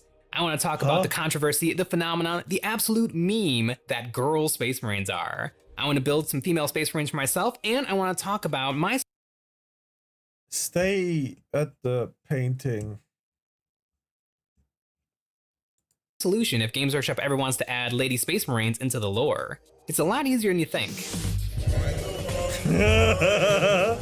We're always lying. Oh my god. Stop fucking lying! And then we move to one of the funniest moments we ever had on the Lord Destroyer series. First of all, Eons of Battle claims that the creation process of Space Marines is literal magic. So what are the arguments against female space marines? Because there's a few I keep hearing. I would say the big one is it's impossible for women to receive the gene seed and be turned into space marines. Exactly. So, putting aside the fact that the space marine... Not exactly impossible. If the Emperor were still here, he could probably do it. The problem with that, however, is...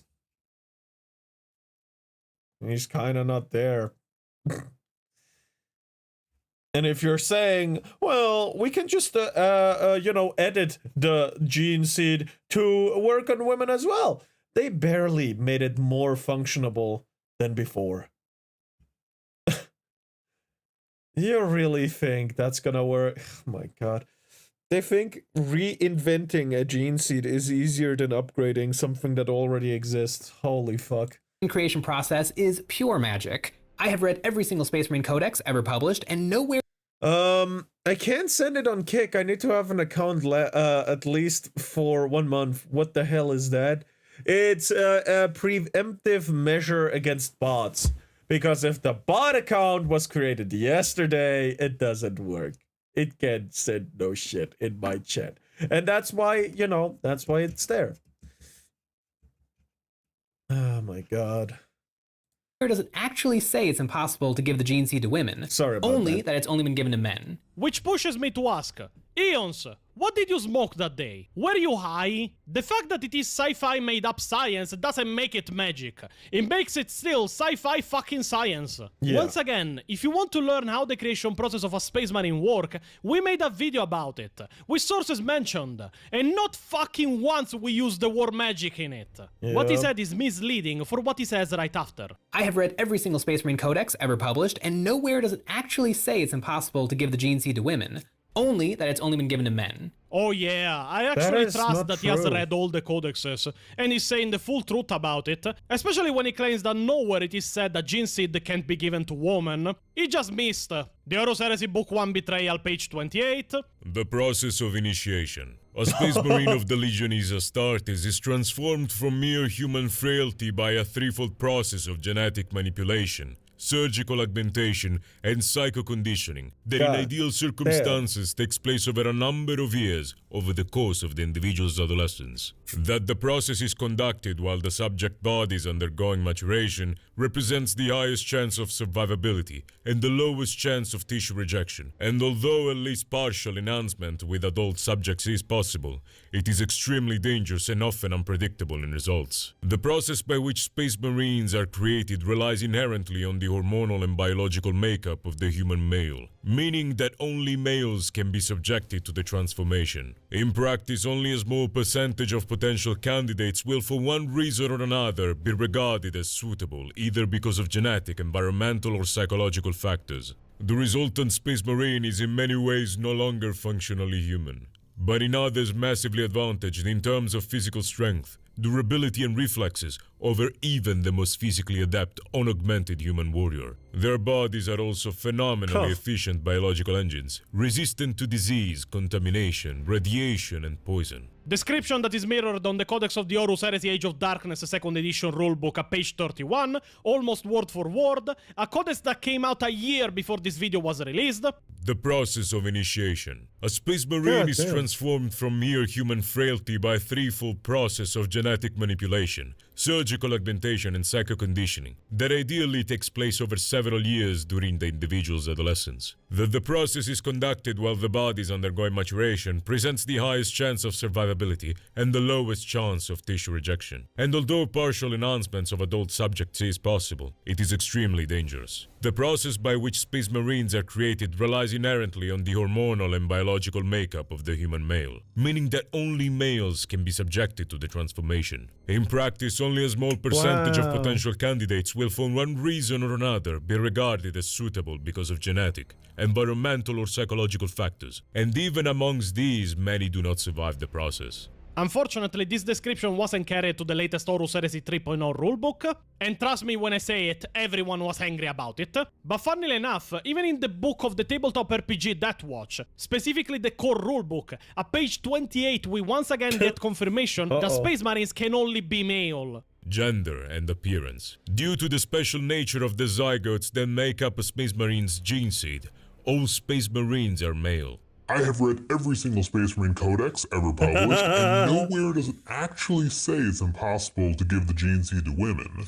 Only that it's only been given to men. So that was a fucking lie. And we will obviously ignore the numerous mentions to Space Marines being men, having always male pronouns, In that case, being you can't always send it called at all. You sons. can send it to the Discord. Send it to Discord. I could read Discord.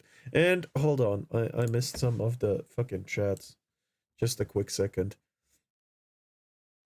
Then why? My only guess is that they are adding. Oh shit. Adding woman to lore for the sake of telling women can do the same men can do. Yet the continued dismissal of the unique traditions of the sororitas, which is an even more misogynistic argument in my eyes. At least they aren't asking for retcon of the emperor being empress. Oh god, people would fucking riot over that. Fucking everywhere. Even the emperor saying. He is. You can look at his face to understand that it is. At least they aren't asking for a retcon. Yeah. No, we have impressive female warriors even outside of the Sisters of Silence and Sisters of Battle. Hang on, let me get the name of the factions from Necromunda relevant to this. So literally like which transformation? I mean, kinda. House Escher, literally an army of insane punk women used by the noble house of Escher under a gang of the same name. Goddamn. They shall be my finest warriors, these men who give themselves to me. Like clay, I shall mold them, and in the... Hold on.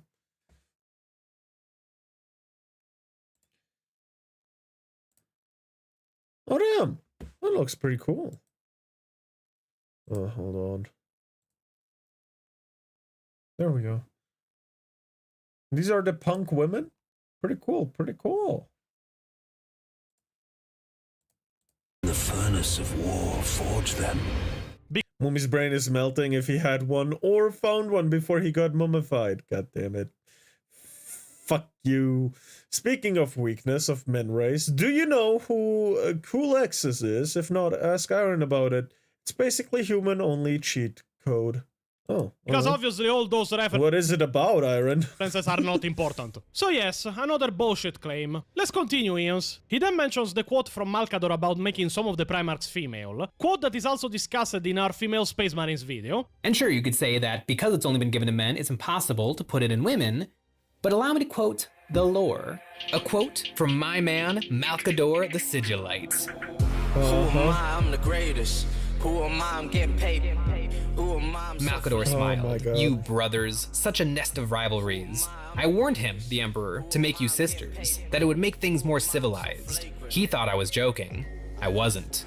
If the Emperor's BFF and the smartest human to ever exist in all of 40k says it would have been possible to create female Primarchs, then certainly it is possible to create female Space Marines.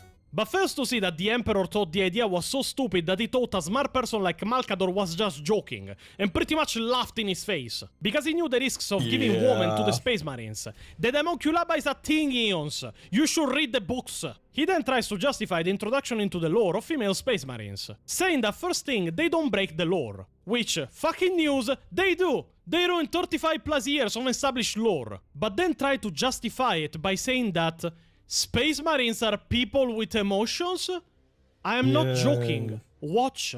So moving on to argument number 2, some might claim that sure, it's not necessarily impossible for female Space Marines to exist, but it would destroy 35 years of established lore. Well, to that I would say, no it doesn't. Yes, it Sure, do. Space Marines are a brotherhood, but not really. In the codexes, Space Marines are described as psycho-indoctrinated super soldiers who know nothing but warfare. But when you crack open any 40k novel, you find out Space Marines are just people with their own thoughts, feelings, and opinions on things. The Horus Heresy series is a 50-novel epic about Space Marines having a lot more humanity and free will than the Emperor planned for. And it got, you know, and it fucked everything up! Oh god, what the fuck? I physically cringed even in editing. Don't say that. They will say that the Emperor is gay. It's gonna come. It's coming, bro. Looks interesting. According to first Warhammer wiki page that I found, they hate men. Fair enough. You have never interacted with a woman. Then my dumbass friend. Women are even crueler to each other. Humanity, not man-nanity. That's not an argument. Removing that what he just said is pure bullshit. Again, watch our videos to learn why in detail. But this entire argument is, they won't change anything because Space Marines are more human than you might think. Yeah, I don't think them having emotion justifies the retcon of 35 years of established lore eons. It doesn't. What the fuck are you even trying to say? He then again gets to discounting the Adeptus Sororitas in general as a faction as just the woman in power armor, completely ignoring their entire nuances, orders, suborders, and all the lore that goes in it. Pretty much doing a sexism. It's that female Space Marines actually already exist, and it's the Sisters of Battle, so you should just collect that. And I would say that's a bad argument.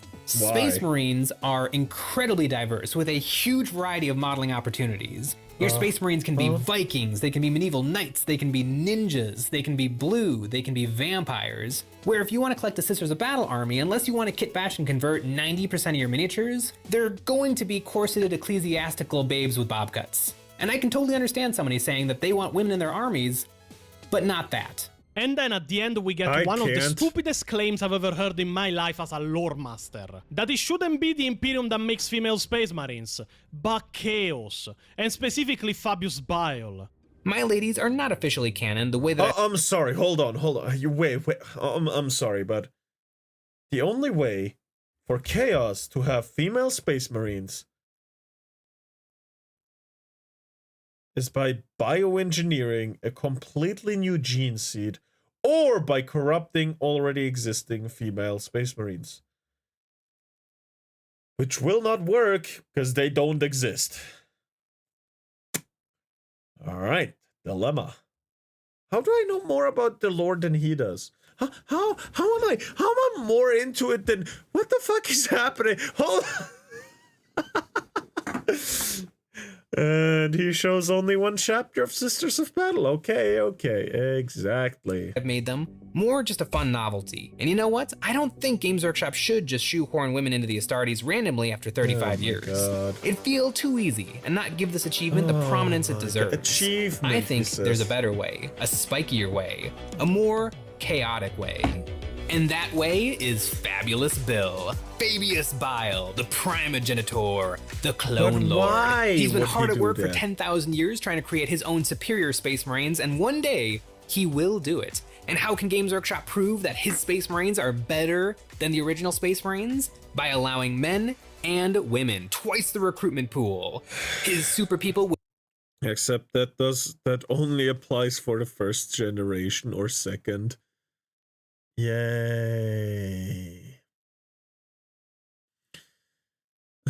Just nope. this person's idea.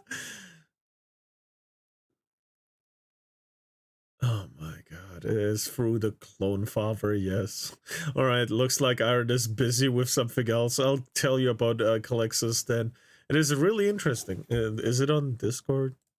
I did see something on... No, it's not. It's not. Oh. Okay. I hate tourists. Me too. Would swarm across the galaxy and bring the Imperium of mankind to its knees. The guy that called the Space Marines as a species a genetical dead end, and decided to make his own personal species of enhanced humans called the New Men. And then he goes on to the very stupid argument that this will show how Chaos Marines are superior, because they allow men and women in them. Completely fucking ignoring the fact that the recruitment pool argument is utter horseshit. Because the recruitment problem was never tied to the recruits themselves, but the gene seed. I can bring out examples just from the top of my head about Chaos Marines raiding Imperial worlds just to steal gene seed to make more Chaos Marines. Because there is so corrupted and gene seed so scarce they can't use it. The second battle of Hydra Cordatus between the Imperial Fist and the Iron Warriors happened because the Iron Warriors wanted to raid the gene seed vaults of the Imperial Fists. Raid that would be successful and create the storyline that led to the Demonculaba. And if we want to be specific, Fabius Bile created a perfect clone of Fulgrim, that when he was captured by Trazin the Infinite, he sold to Trazin as a collector item in exchange for his own freedom and a shit ton of Emperor's Children untainted gene seed. So yeah, I call bullshit on this entire argument too. But it isn't the only video of Eons we had to watch. The second video we had to watch of Eons of Battle was his video Female Custodes, Games Workshop Goes Too Far, which I will specify now. It's a sarcastic title. He agrees with probably the worst retcon done to 40k in the last 2 decades. So, let's see what he says in this one. Custodes can now be women. No. And the internet goes wild. Well, of course. I think that this is a welcome change. Sense. There's no actual reason why the Custodes have all— There is a ton of reasons, actually. It doesn't make sense. Holy shit, these people only want to consume. They want to buy more figures. Holy shit, they're the reason why scalpers exist? Because they would buy the scalper shit. Oh, man. The new men he made hunt more in packs and use Xenos DNA in them. They're not even as strong as Space Marines. Yeah. Consume! Exactly. Like, what the fuck? I just realized this is just consumer brain. Always been men, they just always have been. He doesn't want quality. And no, I am not saying male equals quality. I'm saying accuracy to the lore equals quality and accuracy to the world building equals quality instead. Because they made that lore back then. They can't just change one of the biggest lore pieces just like that. Yes, the lore got made because the female figures didn't sell. Whatever. Who cares? That is the lore 35 years later. Also, why are they all male feminists?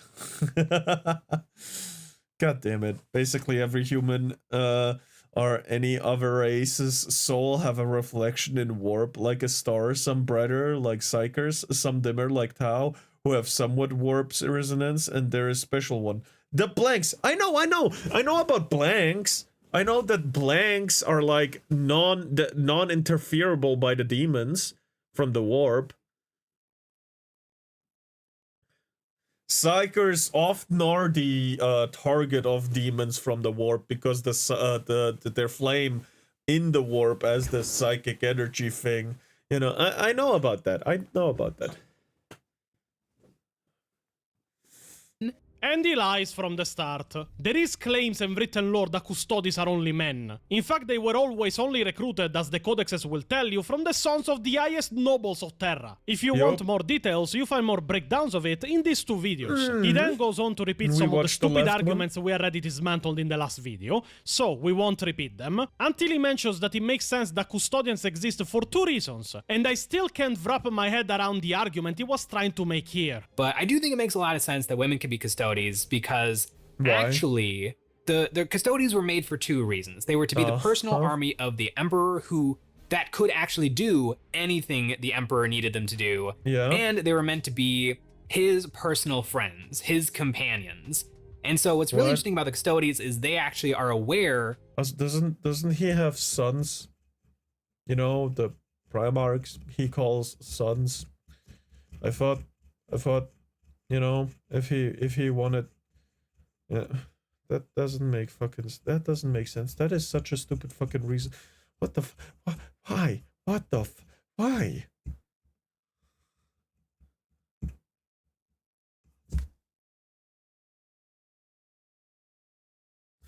That is so, oh my god. Of the current state of the galaxy versus what it used to be. They each learned the entire history of mankind and the history of the galaxy. And so they can actually see the difference between modern 40k and the... So much so that psychers that look at them go into suicidal rage in trying to kill the blank. Oh, really?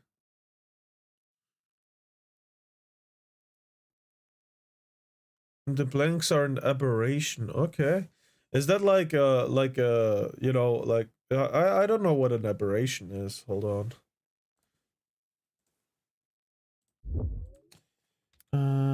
Aberration. Departure from what is normal, usual, or expected, typical, and unwelcome one. The golden age of humanity in the world of the 41st millennia.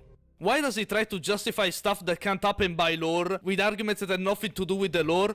Oh, but Pio, you have to understand. They make sense because the Emperor wanted female friends. Have you not seen his collection of fedoras in the Imperial Palace? The Emperor wasn't a galaxy-level conqueror that focused on uniting and strengthening humanity. He was just a redditor in a golden chair. And even then, bullshit on the claim that they were aware of the wider situation in the galaxy. During the Age of Apostasy, they were, by lore, so isolated they didn't know a civil war had started until 4 chapters of Space Marines were fighting the forces of the Ministorum directly on Terra. And even then, they had to be briefed by their chapter masters to even know what the fuck was happening and do something. He then tries to make an argument that the Custodians should kill the Emperor and just take over the Imperium. I don't know why. It comes out of nowhere.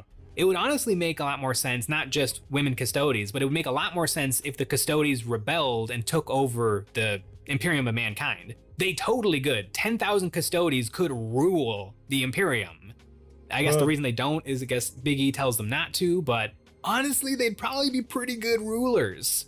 Like, in my personal headcanon of what the Emperor's actual plan was, if you've read I think he's mistaken headcanon for canon, which a lot of people nowadays do, which is very confusing, but still. This guy can't be fucking serious, can he? What incarnations is he talking about? Huh? Excuse me? They should just take over all of the Imperium. 10,000 of them. Because every other chapter doesn't have the numbers to fuck over 10,000 of them. Yeah, 10,000 is a very, very scary number for Custodes. Custodes are incredibly powerful. And a single Custodes could probably take on tens, if not hundreds, of Space Marines. But, you said in the Discord, read it, please. All right. So most of the blanks are part of the special temple of Officio Assassinorum, called Calix's Temple. They are Psyker hunters who can melt Psyker's brain on the spot. Oh, bro, what? Oh my god, Blank says baby just from their innate aura of anti-psychic energy as a baby can make their mothers try and smother them in their cribs. That's horrifying. The Emperor made the woman to be his friends. Has got to be the most silliest thing I've heard from this person, or any person ever. Are you serious? Mandatory, close the fucking tabs, you psychopath! No.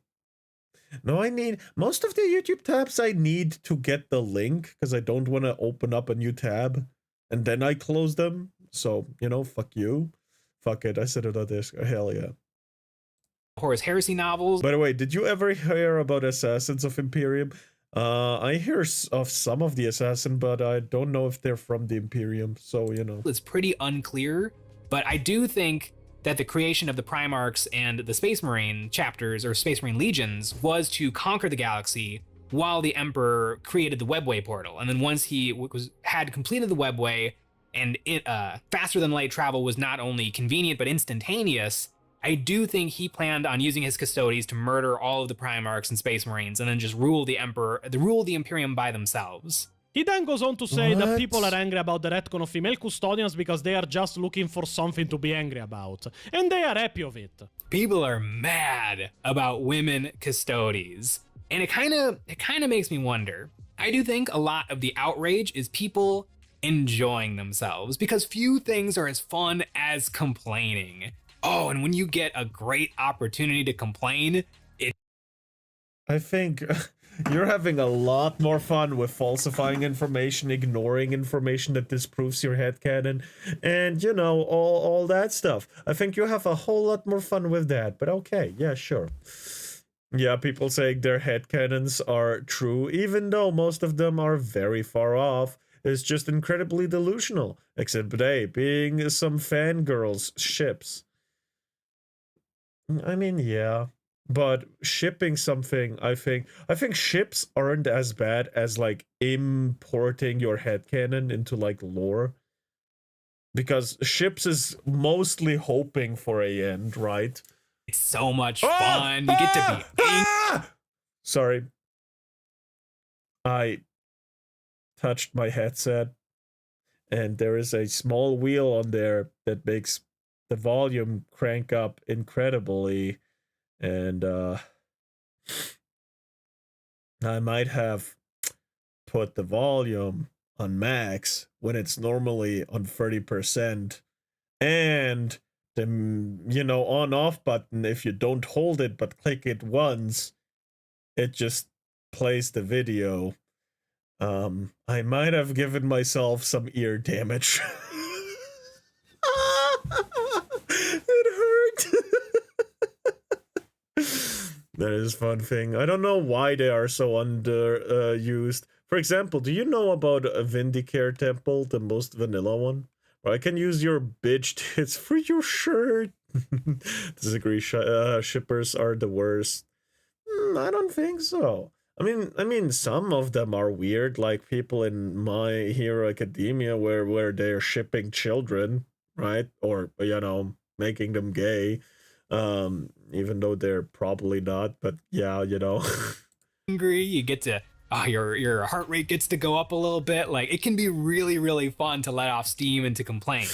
Oh yeah. I for sure love getting higher blood pressure because an idiot retconned the lore with no tangible explanation, in a way that makes the existence of the Custodians as a faction something that is questionable because of their recruitment practices. He then goes on a minutes-long tirade explaining that maybe some people go too far getting angry about this, and then he tries to justify the existence of this retcon by saying that it is the task of the writer to create stuff for 40k, and we just have to either accept it or reject it. It should be a dialogue, a conversation of where those lines are, but really, it's the author's role to come up with the thing, and then it's the audience's role to either to see it and then think whatever we want to think about it. Completely ignoring the fact that it is still the task of the same fucking writer to make the stuff he writes make sense with the universe at large. Now, for once, I will lay down my arms for a second in appreciation of Eon's rare, extremely rare, honesty about something. Because until now, his lore knowledge does not mirror the claims he made about reading all Space Marine codexes and being an expert. But he pretty much admits that the claim that not only female custodians exist, but that they always existent is a blatant lie, which it is. Now, the reason that there's lady custodies, I do think, is probably a little pandering, because there is a rumor that other authors have wanted to do lady custodies and they've been told no because the model line was all men currently. It would have been more interesting if they were given the yes so that they could write interesting stories. No. Where right now Games Workshop just did it, and hilariously, there's some guy at Games Workshop who's responding to people's comments, and let's come up with a name for this character. Let's call him Sean. So Sean over at Games Workshop, he's responding to people saying, since the first of the 10,000 were created, there have always been female custodians. That's a dirty, stinking lie. Yep. That is not true at all. As in the codex has been written, the gene seed has only ever been given to that's Space Marines, but still, you know, to males. But the same would apply to custodies, because the process they go through, only ever males were selected. But yeah, whatever.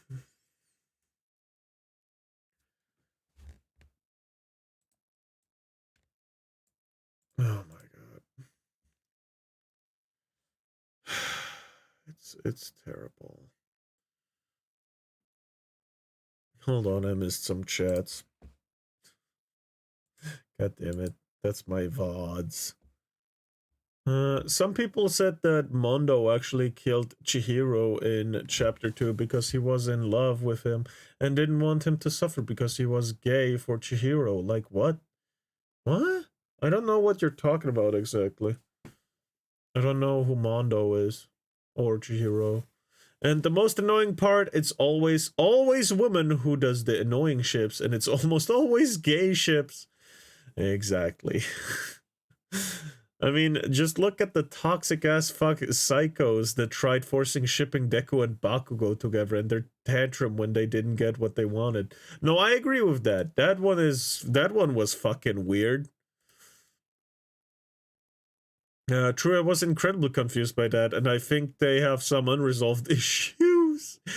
Vindicare Temple are the snipers who can kill enemy with incredible accuracy. For example, one of the assassins killed Lord of Chaos through 1 Terminator armor, 2 Land Riders, 3 Thunderhawks at the same time. God damn! That people arguing for the Femstodes didn't even bother to read the 3 fucking pages of lore on them. Few examples: Link and Levi, Aaron. Wow, what the fuck? Kirsche is the only living woman that I know who ships Levi with woman herself. Danganronpa Chapter 2, the crossdresser Chihiro. Oh, wait, isn't Mondo his killer? Isn't that his fucking killer? Why would they ship him with his killer? Oh no, it's women. No, I get it. I hope you appreciate this compliment because it is probably the only one you will get. Wait, they're shipping 2 people from the completely different worlds? Link and Levi Eren. Is Eren not from Attack on Titan? Levi? Is it the fish thing? Is it the red fish thing in that case? Because I saw some ships of that, and that was kind of weird.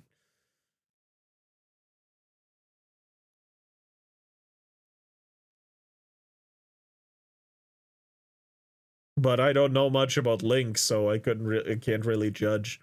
As soon after he says that the I forgot to put there. fact that they exist now is not a problem. Is it a problem that they're changing it now? No. But that's a dirty, like, JK just kidding Rowling lie. That is not true at all. Is that the opinion of Warhammer?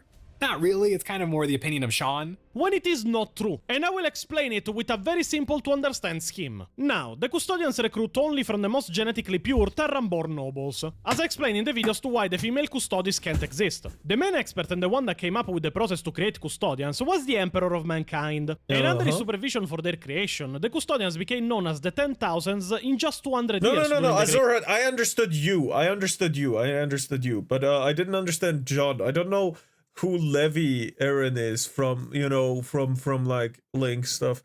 Link is usually getting fucked by men solely because of one mission from Breath of the Wilds, where he dresses as a woman because of the woman town. Is that it? Is that all it takes? Wow. And I know who Levi is from Attack on Titan. I know she has a body pillow of that. You don't gotta remind me, Azurhood. Levi and Eren being shipped together. Oh. God damn it. Oh, fuck. Now I get it. Oh. So, Link in general with men, and Levi and Eren from Attack. Okay, I get it. There is the MC of the story. No, I get it now. I thought Levi Eren was a character in Breath of the Wild or something.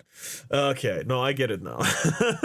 So you know the joke of people saying that Big Raw BG is fucking that crazy Eldar bitch?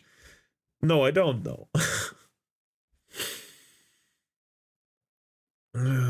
On my favorite Eversword temple, I will send how they look in Discord. They are so badass. All right. After his entombment, the end of the Horus Heresy, and the end of the war in the Webway, where less than 1,000 custodians came back alive, it took them 10,000 years to replenish their number back to 10,000. Thing that was confirmed in the first book of Watchers of the Throne, the Emperor's Legion, where the protagonist claims that only recently the custodians are back on full strength. And this was before the Battle of Lion's Gate, where the custodians lost 2,000 of their numbers in that single defense on Terra. And this happened at the end of M41, keep in mind. Now, to explain why their existence doesn't make sense, you have to keep in mind a few small rules. The creation of custodians relies mainly, if not only, on the nobles of Terra. Now, Terra is an monopolis, with trillions of people on it. But don't be mistaken by that number. Nobility can't number in the billions on Terra. It is the same comparison that we can make between the real world and the number of billionaires. At the moment of the writing of this script in the world, there is 8.1 billion people. And yet, we have only 3,042 billionaires. It is a very small percentage of the population. So, with an EQ monopolis with at least 1 trillion people on Terra, best case scenario, we will be at around 400 or 500,000 nobles by comparison. But we are not talking about wealth, but nobility. Nobility, in the case of Terra, comes directly from the Terran-born nobles and leaders of the Unification Wars. Their sons were taken to make the first custodians, both as a sign of loyalty to the Emperor, but also as hostages against their own families. Because the threat pretty much was betray and send your own genetically modified super soldier of a son to end you. So, in this case, I want to give the benefit of the doubt and say that there could be 200,000 nobles of Terra. This is the highest statistical number I am willing to concede. So, we have an extremely small recruitment pool with the custodians recruiting only from the nobles of Terra. And the children that are born in the nobles of Terra... So you take 1% of the world, maybe less, I don't know. I'm not gonna go and do math right now. And of those 200,000 nobles, probably only 1% can make the cut again.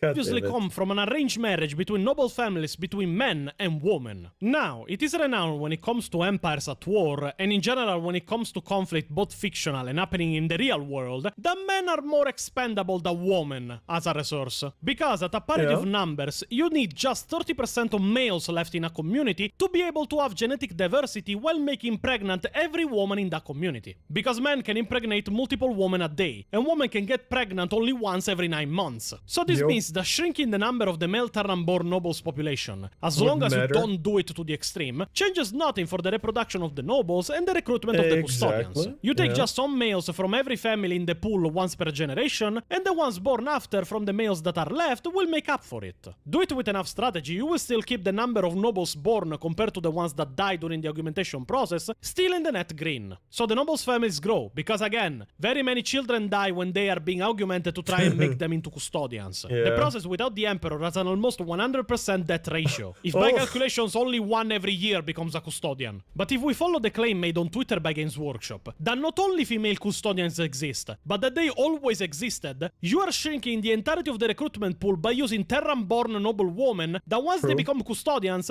after thousands upon thousands of them die, can't give any children. Also, statistically, it would be, you know, since you don't know what the process is for femme custodies, right? It would take you a lot longer to figure out how to make the first one ever. It would also be an inferior product, and also the death rate would be far higher because you gotta figure out how to do it first. And you can't use the exact same process. You gotta, you know, it's weird. It's, man. To the nobles. Shrinking the number of males with moderation doesn't give any kind of problems to the recruitment pool. Doing it to women inevitably leads you not only in the red, but over a long span of time, leads the nobles and the entirety of the recruitment pool to extinction. And by my calculations, that would happen in around 500 years. So, this retcon actively makes the existence of custodians in general unbelievable. It has been 10,000 years that they have been using both men and women. By M32, the custodians shouldn't have been a thing anymore. And it was the job of the writer to fix this problem in some way. If he couldn't, he shouldn't have made the fucking retcon. Does this show you that their existence is a big problem? Hope so. tangent over. Let's go back to the video. And then he shows probably one of the worst mindsets to have. I kid you not. He says that a good reason to have female custodians in the setting is to set up romances between custodians. But if two custodians were in love, that could be a really interesting way to have custodians do something wrong for a very understandable reason. No. So I do think it could lead to some really interesting storytelling. But yeah. The custodians are all about... Aren't they all about a discipline? How the fuck... They're putting it on their advertising on Thanksgiving. God damn it.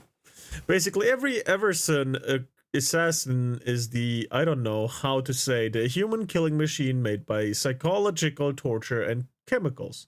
Oh, the guys that have to go in a sleep pod. I know those guys. Ugh. Why? I was playing a game with a friend. She left. No, I'm back. Please just go to sleep. It is hilarious the way Games Workshop is going about it, where they're like, "Nuh-uh, we always plan this. Always. It was always supposed to be this way. It wasn't." Now, removing that this will be heresy on any level. The Emperor didn't want superhumans reproducing. But is it just me, or does this sound extremely sexist? He then has the courage to call the people outraged at a politically motivated change that arrived in their own hobby just by activists complaining about inclusivity a loud minority. When the loud minority was the people that wanted this stupid as fuck retcon. And the way people are handling it. Mostly, nobody cares. But there's definitely a vocal minority of people losing their mind who are like, I'm done with Warhammer 40k, let's boycott the company, let's burn it all to the ground, hashtag not my Warhammer.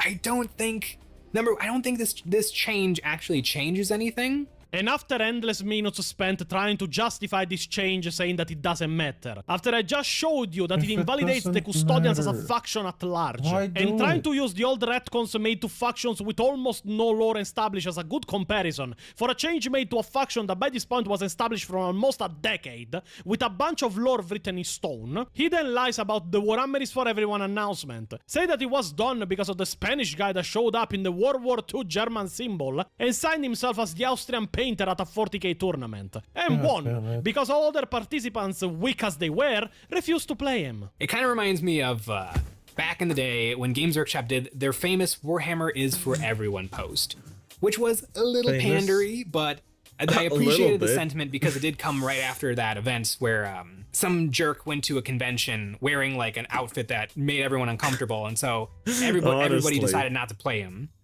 And so Warhammer published a little article. One of the great powers of our hobby is its ability to bring people together in common cause.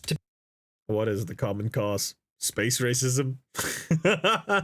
They're so dangerous. They always in drop pod and they get their orders without any communication. Yet they get it loaded into their brains, right? Keep your degenerate fanfiction in your head, sickly green shirt boy. Hashtag find this dude with some functioning brain cells. I don't think you can. Build bonds and friendships that cross divides. We believe in and support a community united by shared value of mutual kindness and respect. That is not Warhammer. I'm sorry, but Warhammer's whole thing is space racism. If you don't go deep into the lore, that's all it is to the outside. It's just space racism. Like, it's, whatever. Whatever. Our fantasy settings are grim and dark, but that is not a reflection of who we are or how we feel the real world should be. We will never accept nor condone any form of prejudice, hatred, or abuse in our company or the Warhammer hobby. We will continue to diversify the cast of characters we portray through miniatures, art, and storytelling so everyone can find the representation and heroes they can relate to. And if you feel the same way, whether and whoever... A game for everyone is a game for no one. I stand to that. I do. That's why I respected when Kirsche says she hates Souls-likes. Fair. All right. You don't gotta like it. It hurts. But you don't gotta like it.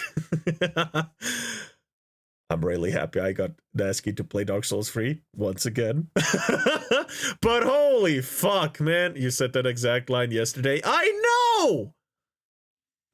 Fuck, I said it on Discord. That's okay. Oh my god, this dude is such a fucking sleaze, fucking tool bag. Where you are, we're glad you are a part of the Warhammer community. If not, you will not be missed. It's just basically saying don't be a jerk. It's kind of really what that whole post boils down to, in very flowery language. While that announcement was made in 2020 during the George Floyd riots, and everyone was angry about it because Games Workshop is a UK-based company, why the fuck would they release this statement during that period of unrest in the US if not for pandering and showing support to the woke movement that was burning down cities? So, more lies in a single video. So, the torture we inflicted on ourselves with Eons of Battle is over. Mine and Pio's judgment on this guy, his models look extremely good. This guy can paint. If you want to learn how to paint, watch him. But when it comes to the lore he so much speaks about, for that, I will let my precise thoughts be expressed by Dark Viper AU. What is wrong with you? Shut the fuck up! Now we move to Major Kill. My opinion on Major Kill when it comes to the lore has not changed. He's not even a clown. He's the entire fucking circus. Keep in mind, I despise Major Kill personally, not only as a lore YouTuber. The guy has backstabbed Arch Warhammer. Now, your opinion on Arch might be good or bad. It really doesn't matter in this case. Much of the success of Major Kill is owed to Arch Warhammer. Backstabbing the guy that made you famous makes you a very shitty person to begin with. He then did the same to Wes Hammer, accusing him of copying his content and videos, in a very stupid way because both of them talk about the same exact lore owned by Games Workshop. What should Wes Hammer talk about to not copy other lore YouTubers? Major Kill got so much backlash because of that he had to delete the video, because even his own community was calling him out. The constant shilling of porn on his Patreon, and even the recent shilling of peptides to his audience of children, doesn't make me like him either. And you want to support the channel, then Patreon is the place. And obviously the porn shilling. Thank you, Major Kill. Obviously the porn shilling couldn't be missed. It is a very shitty thing to do when you make videos that are open to be watched by children. We make jokes about it at best, but we will never dare to sponsor 18+ content on videos watched by children, Major Kill. Humor side, his entire humor is based on being the most stereotypical Australian you can think. It would be like me and Pio basing our entire brand of humor on being Italian Americans. Pio, you meet a ball. We have to make a new video. Danny, you gabagool. I'm busy taking over Brazil. Forget about the new video. The fucking car. To put it simply, he's not fucking funny. Just a heads up if you don't understand what they say in the sketch. Remember that this video have subtitles. It's okay. I understand. I understand them. It's just that I understand why Overkill is a shitty person, but you know, I don't know who he stabbed in the back, but making like, oh, this guy is copying me kind of videos is kind of trashy. If it was someone who was into Warhammer and then a company pre-painted the miniatures to have a trans flag or a rainbow flag, I'm dremeling that crap off. Even though I don't know, they come non-painted, goddamn. Understand everything that Italian is saying. Yup, me too. It's not that difficult. If anything, all the videos we have watched of him for Lord Destroyers, other than being grossly inaccurate on the lore, have in more than one occasion made us uncomfortable. What is a little funny? No, the skit he just did? That was funny as fuck. The fucking... you meet the ball! That was funny. Comfortable because of two sexual jokes or even jokes about diseases. So, the guy is a serial backstabber that has backstabbed two of his own friends without remorse. He's not funny. If anything, he's the worst kind of comedian, an unfunny one. But what about his lore? His lore is a fucking joke. We have watched at least a dozen of his videos for Lord Destroyers, and some had from small to giant mistakes in them. Removing that we watched his lore battle against Wes Hammer hosted by Baldemort. Only critique to Baldemort we made for the video is that the questions were a bit badly structured. And removing the amount of compliments and praises he did to Wes Hammer, this before the backstabbing, really go and watch it knowing that he will call out Wes Hammer as copying his content not long after. But I have the suspicion that for the entirety of the video, he was cheating the answers to the lore questions that were being asked. He kept looking every time the camera was on him in the same exact spot, as if he was reading the answers because Baldemort was on speaker. We have no guarantee guarantee that Major Kill was alone. So it is my suspicion that in that video he was cheating during a lore contest. It a guy that does look considers like that. himself a lore expert. Do you want to see how much this guy sucks at the lore? Because I have the perfect example, and it is once again a video about the female custodians retcon. The video is called Female Custodians are now 100% canon. What does this mean for Warhammer 40k? It specifically goes over, during the video, the story of the first of the 3 custodians mentioned in the codex, Kalla Starovalia Cash. Now, me and Pio read all the female custodians lore for a Lore Destroyers video. We laughed our asses off for how stupid it was, but still, looking for proof, Lore Destroyers episode 6. The story of Tarovalia Cash is literally 2 pages long. Major Kill, in his explanation, gets the ending of it completely fucking wrong. It is bewildering that for a 20 minutes video, a lore YouTuber didn't bother to read the 2 fucking pages of lore. However, a squad of custodians teleported on board her ship and captured her, ending her blood game. It turns out that one of the crew members was nervous about the female custodian's plan and seemingly betrayal, so alerted the Imperial Palace. In turn, Kesh ordered the man to be turned into a servitor and the entire crew to be punished. She wanted a crew that trusted her completely and committed to her orders without hesitation, no matter what they were. No, wait. You are showing the lore on screen. Did he just fucking fuck up retelling the lore that is on screen? Damn. Let's see. He had it in front of him. Yeah, let me hear what he said. Board her ship and captured her, ending her blood game. It turns out that one of the crew members was nervous about the female custodian's plan and seemingly betrayal, so alerted the Imperial Palace. In turn, Kesh ordered the man to be turned into a servitor and the entire crew to be punished. She wanted a crew that trusted her completely and committed to her orders without hesitation. That's literally that's literally the opposite of the story. He's literally saying the opposite of the story. Damn. I can understand it is shitty lore, but it is 2 fucking pages, Major Kill. You have them here. You are showing them. What the fuck? Yeah, the captain got servitorized, not the one that betrayed. The captain got servitorized, the entire crew got punished and then was allowed to go back into service, which punished in this case, would have been probably being tortured alive. But I love how he goes full Italian rage and just rants and curses in his native tongue. To be fair, it is kind of funny. the woman that actually denounced her to the custodians and the Imperial Palace was promoted to be the captain. He literally said the opposite because she wanted a crew that followed her orders blindly. Even at the end, she says that the fact that they were following her orders blindly was what made them get punished. And she actually gave a reward to the one that didn't, just for reference. Fucking Christ. Major Kill, I can understand that you have, no kind of fucking commitment to the lore with 700k subscribers. You can say whatever the fuck you want, and people will believe you, because rule of numbers. But for real, you couldn't be bothered to read the 2 fucking pages. We are at that level now. Julio, do the honors. Show the true lore to the viewers and Major Kill. Officer of Vox, Siwa Batur, make yourself known, he commanded. Unable to stop her treacherous body from shaking, jaw clenched tight, the officer with the ocular teether rose to her feet and gave an Aquila salute. Officer Batur here believed it appropriate to ignore your request for absolute secrecy. She dispatched a coded distress call amidst her standard data missives and we detected it. Shipmaster Lethwick choked in outrage. But before he could berate his rebellious officer, the shield captain pointed a finger at the man, menacing him to silence. There are those who will call such disobedience to a custodian heresy, said Cash slowly. And yet in this instance, unthinking capitulation risked infinitely greater evil. Recommendations? Asked Nicodemus. This crew has been found wanting, replied Cash. A sword that turns willingly upon its master offers no protection.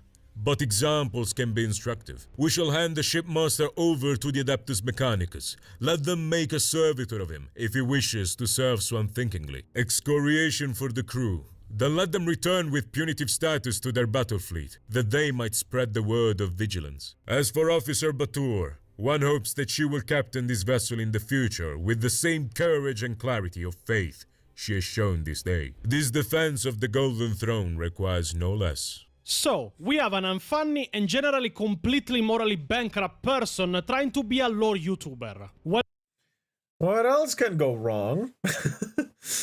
How do you manage to fuck it up so bad that you get it the exact opposite of what is written on a page? I don't know. I can hear the... Me too. Oh my god. making minor and major mistakes in every single video of lore he ever made. And trust me, we watch him constantly for lore destroyers. Some of his edits even ended up in the last video we released, which was a best-of of the first 4 episodes of Lore Destroyers. Trying to be a lore YouTuber and expert while not even bothering to read the 2 pages of shitty lore that even we, that can't stand it, took the time to read just to be sure to be precise when we demolished it. Why the fuck are people even following this guy?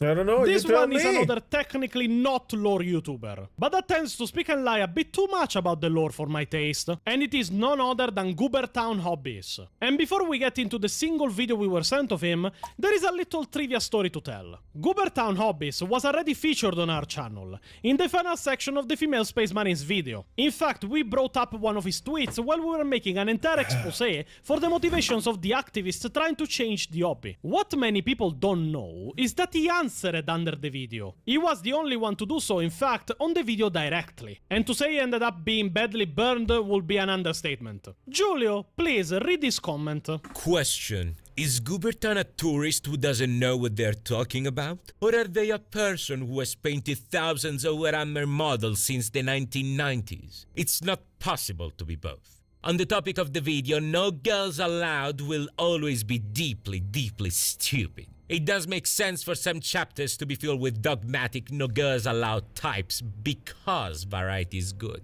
But there is no reason for all of the chapters to be pathetic no girls allowed losers. Swinky face. Removing that this is an appeal to seniority, because the guy might be painting from 30 plus years, but he showed even in this comment how much he doesn't fucking know about the lore. The chapters don't to me this doesn't seem like doesn't know. This more seems like malicious ignorance?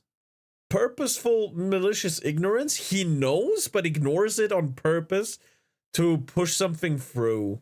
That's what it feels like. Have a choice on who they recruit. They can recruit only males by established lore. But obviously, I didn't leave this comment alone. I gave it my answer. Oh hey, Goobertown. Finally, one of the people I shame directly shows. Shame it is you because you are one of the least interesting. But when has that stopped me from showing some truth to the people, huh? First, Goobertown, you do not know what you are talking about. It is not even a real question to ask. Just by your taking the tweet, and trust me, far from the only one I've ever been shown from you that is laughable, or even you're taking this comment, you show yourself that you know almost nothing of what you're talking about. Second, it is not from the stupid. 1990s. Yet he's still a tourist. True. Yup.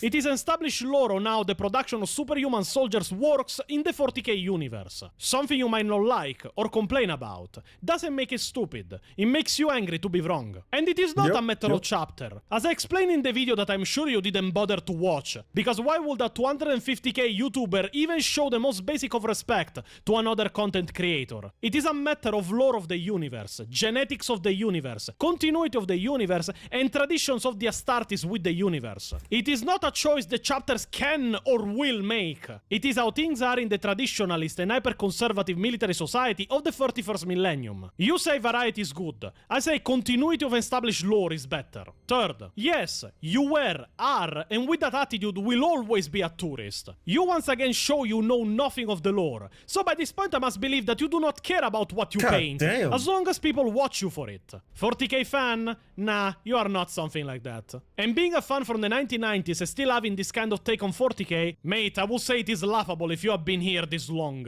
But undermining the 40k lore to this level, I will call outright pathetic if you are here from 35 years, or even 25. Hope that was helpful. Watch the video next time. Might show you some more lore to complain about in future tweets. Being a tourist is not a matter of how new you are in the hobby. It is a matter of mindset. You could be in the hobby from 30 plus years, like Goobertown, and still be a tourist. Because you do not care about the property you follow and aren't really passionate. I am a Warhammer tourist. I am. I don't know much. I see some lore videos. I'm like, cool, yeah, whatever. And I played a game. That's all I did. I didn't get too deep into it. I'm never gonna buy figurines or books. Never, probably. I'm not gonna get that deep into it. This is the deepest I've ever gotten anyway. But I don't think I'm more of a tourist than this guy, even though he probably painted like millions or just thousands of figures, which doesn't mean anything. Just because you... All right, let's make this into a term. Just because you've been a carpenter for 50 years and you made 1 million chairs doesn't mean you're good at it automatically just because you put in the hours. It could still mean that all those chairs are fucking shit. You're a respectful tourist. Thank you, thank you. No, it could mean that it could be that all your chairs until now were all fucking garbage. That still makes you a very terrible carpenter, right? You never improved. That makes you a terrible fuck-ass carpenter. You can't call yourself master just because you know, did 50k stools that barely fucking stand upright. And I am a gun tourist. I think that is interesting, and I like watching and learning something about guns. I understand that I don't know shit, but it's still interesting for me. Yes, same! I just don't watch too much on it. I just watch, like, people shooting stuff. I think that's so much fun. About it. Or you might not be a tourist while being here just 5 minutes. Because you do care about what happens to your favorite hobby. Being a newbie and a tourist are two different things. Newbies don't know but are curious to learn and understand. Tourists simply don't care. They're on this bandwagon because it is popular. Yep. And once it stops being popular, they will move to the next. And then... MumiPlaynGames wiser than me. I bought an entire army of firstborn Black Templars as soon as I got enough money from working a grocery store. Goddamn. And whatever happens to the... Well, I mean, I wasn't better either with my first paycheck. My first paycheck was like, what? Yeah, some money, right? And I used it all on the first day, which, you know, I had to borrow money from my mom for that month to, you know, come by with food. I blew it on new headphones, a new phone case, a controller, loading station. Bro, I was buying shit. And then I had zero money left. On my first real paycheck, I built a new PC for myself. Hell yeah. You invested, unlike me. Over to 40k. It is really that simple of a distinction. But this, obviously, is not the end. We watched, once again, a video we were sent for Lord Destroyers of Goobertown. And I will just say, as I have proved more than once by this point, I can stand liars or fools. The video Goobertown we watched was once again on the female custodies. In fact, it is named The Female Custodies and the Mental Health Benefits of Painting Miniatures. Our patrons have a very advanced sense of humor. They keep sending us shit to watch. Obviously, in the beginning of the video, we already have problems. He claims that the custodians are a very mysterious faction. Alright, so at the time of recording, people have been excited about a lore update for the Adeptus Custodes from Warhammer 40k. They went from being a mysterious and presumably all-male faction of super soldier guardians to a mysterious and explicitly... God damn! Games Workshop is ripping you guys off! I want to play Far Cry 3 with you. I'm actually open to that. We can do that sometime, but not today or anytime this week. We can... Hold on. Let's take this to DMs later. Maybe. You know, we'll see. We'll see how it works. Wait, no. Far Cry is a Ubisoft, right? I don't buy Ubisoft stuff anymore. I'm not... fuck. Sorry about that. It's a weird mix of I regret nothing and simultaneously, what have I done? Well, I just listened to You Haven't Done Nothing by Stevie Wonder, Fire by Ohio Players, Turn the Beat Around by Vicky Robinson, and Tanda Istanbul by Mayoshono. You can play Far Cry 3 in co-op? I don't know.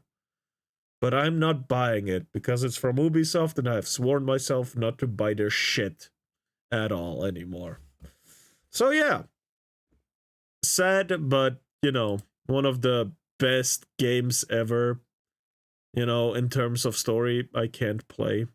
It is kind of sad. Torrent, maybe, but even I don't know how that stands with streaming.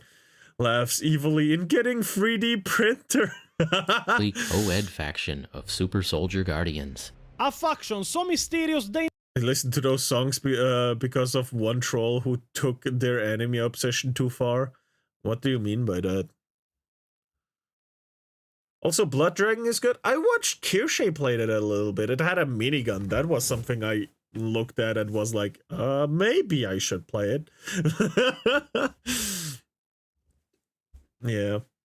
Now got 3 codexes in a row for the last 3 editions that explain all their lore in detail. So yeah, not very mysterious for a mysterious faction. After a very long part of the video that seems more like a yoga training session than a painting tutorial, mind you, I appreciate what he says to some extent, as painting indeed does relax you when it comes to minis. Unless you are painting eyes, in that case it becomes a bit like being part of the bomb squad. But after around 10 minutes of the video, he claims that nerds on the internet are angry that the gender barrier of the Studies was broken by including women. Now every video is also a time capsule. It's a product of the era in which it was made.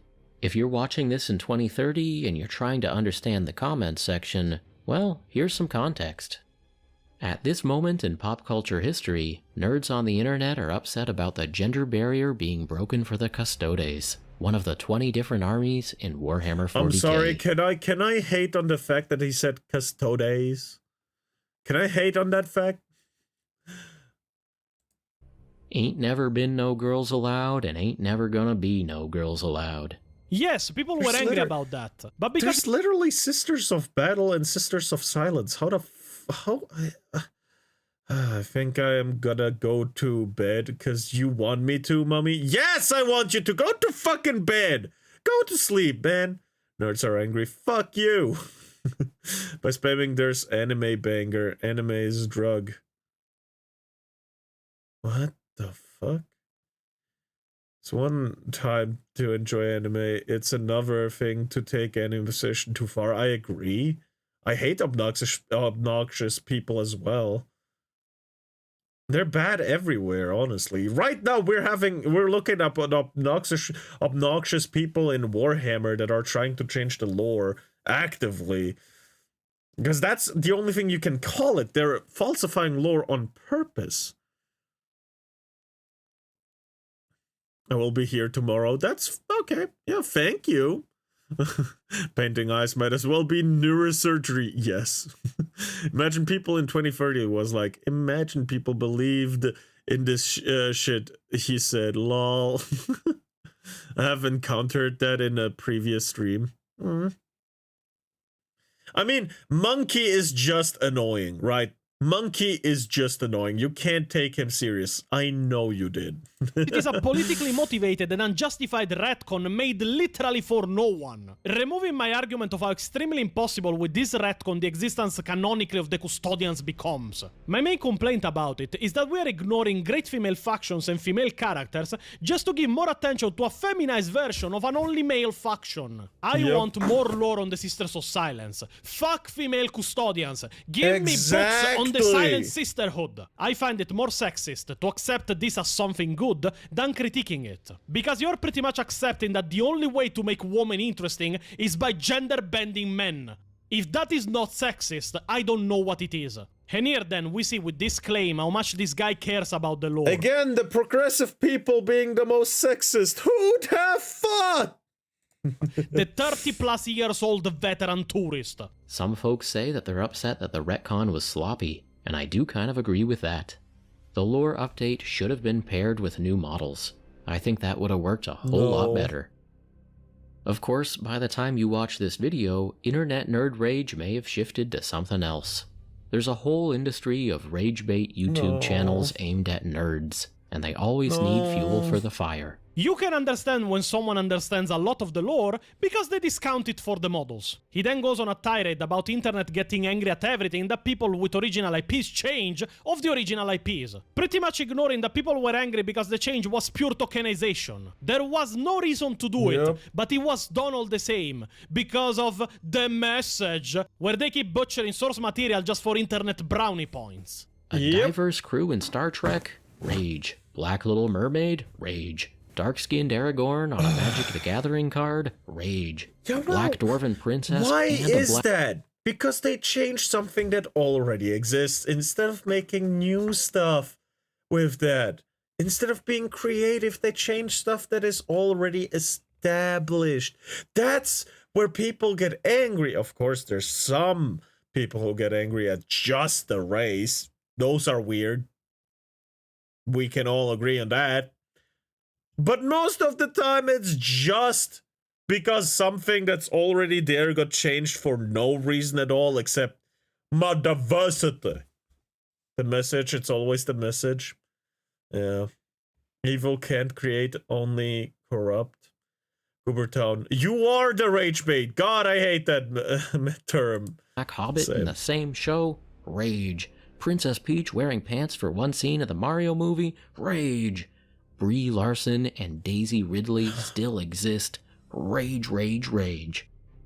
It's predictable and miserable and buffoonish. He then has the balls to claim that the rage people have for unjustified and lore-shattering retcons that are happening everywhere, not only in 40k, don't understand the source material of 40k. At the time of this recording, one of the armies in Warhammer 40k has gone co-ed, so the usual suspects have fired up their webcams. I find this brand of nerd rage to be tragic for a lot of reasons, one of which is that there's so little understanding for what the source material is all about. Of course Star Trek has a diverse cast. It's Star Trek.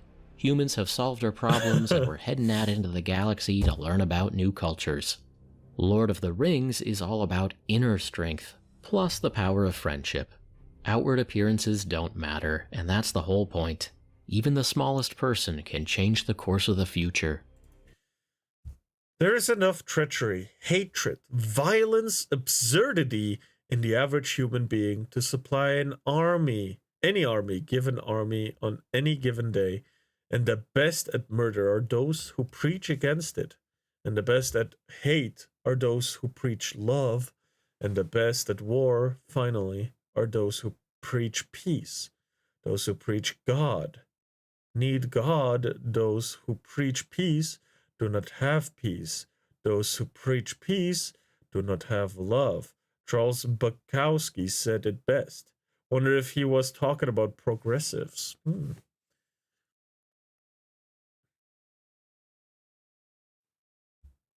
know, you might, that do cut a little deep. And Gimli becomes friends with Legolas, and he stops being such a horrible racist.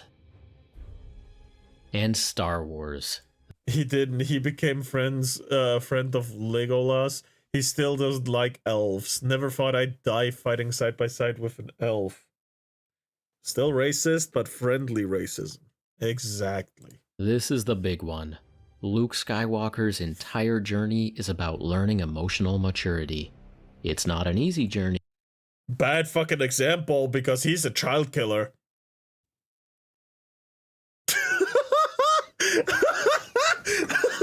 Murder a bunch of children.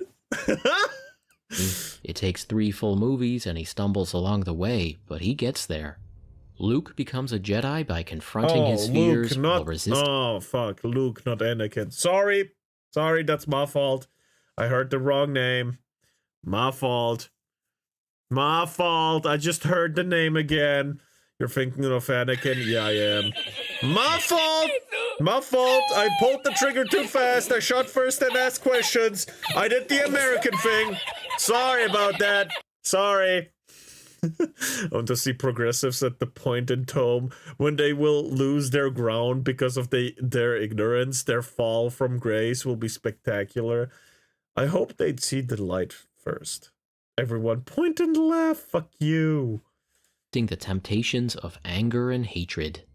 The dark side is seductive, and once you start down that path, it consumes you. Rage bait videos for... Again, but pure light will... darkness will follow. You need... Even in Star Wars, before it got retconned, it was very heavily emphasized that balance is what's needed, and not just the light, not just the dark, not just Jedis, not just Sith. You know? Is it suddenly not like that anymore? Anakin kind of had a habit of murdering kids.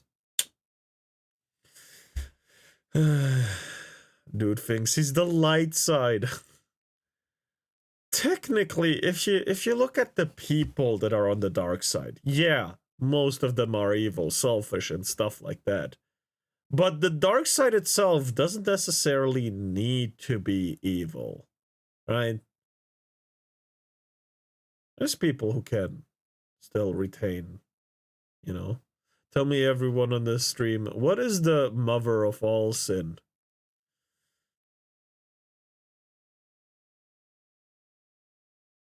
Well, depends on the person. Some would say weakness. Others would say arrogance. And again, others would say,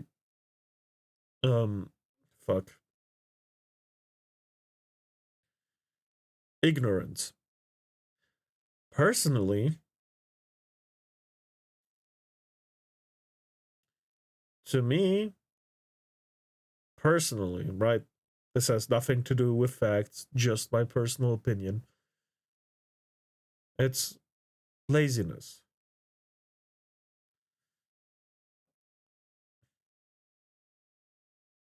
Sloth.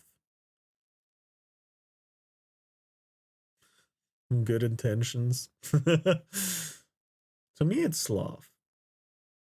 Because of personal experiences. As one or two of you might know. But yeah. Were you thinking of a correct answer, or was it just a question? Nerds prey on the worst parts of human nature. They're fueled by grievance and hatred. This is literally the dark side of the Force, and living like a Sith is not healthy. Anakin became miserable and friendless. Anakin was more of an angry little boy at the end of Episode 3 than he ever was in Episode 1. What was that Red Letter Media said? How does it feel to have lived long enough to see all of your favorite franchises go down in flames? Feels great. At the end of the video then, he has the goal to call out all the people getting angry at lore being ruined for no reason at all as clowns. You could play some video games. Some games are relaxing, and others are a good form of mental exercise. Other games are going to spike your adrenaline and make it harder to get to sleep. Another way to use your free time is to watch some angry clowns rant on the internet. That's fun and all, but if you're not careful, you'll end up taking on their burden. Through osmosis, their childish grievances may become your own, and you'll end your day with more worries than you started with. Because the message of this entire video is, why getting angry? It doesn't matter. If it didn't matter, why the fuck did they do it, Goobertown? They could have chosen to not do it. Not ruin the lore of the Custodians. Not ruin my favorite faction ever for brownie points. But why do I even bother? This guy will never watch this entire video, let alone his own section of it. So I will be as direct and blunt as possible. Goobertown, to see through the false facade of peace and quiet you use in the videos, someone just needs to go to your Twitter and see what you post. You are not fooling anyone. This retcon for you doesn't change anything because it agrees with your own politics. Stick to the fucking painting and leave to the experts that talks about the lore. They don't change anything at the end of the day. I care about my hobby and its lore, and I will call out shitty retcons for what they are. I did it with the Primaris, I did it with the Custodians, I did it for the possible retcon of female Marines. I did it in this video for all the retcons of the Grey Knights, and I will keep doing it. Based. Hold on. The mother of all sin is pride. I know better than you. I am allowed to do that. I'm right and you are wrong. Thinking that you are better than everyone. Basically that guy, he's allowing from pride. Yeah, fair. But some of those sentences are a mix of things, right? It's pride, sloth, envy. You know, those are a lot of those sentences are mixes of different, you know, sins. You know.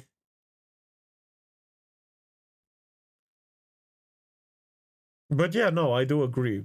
I do agree, Mad Chemist. I do. Yes, if it's nothing, why change? Exactly.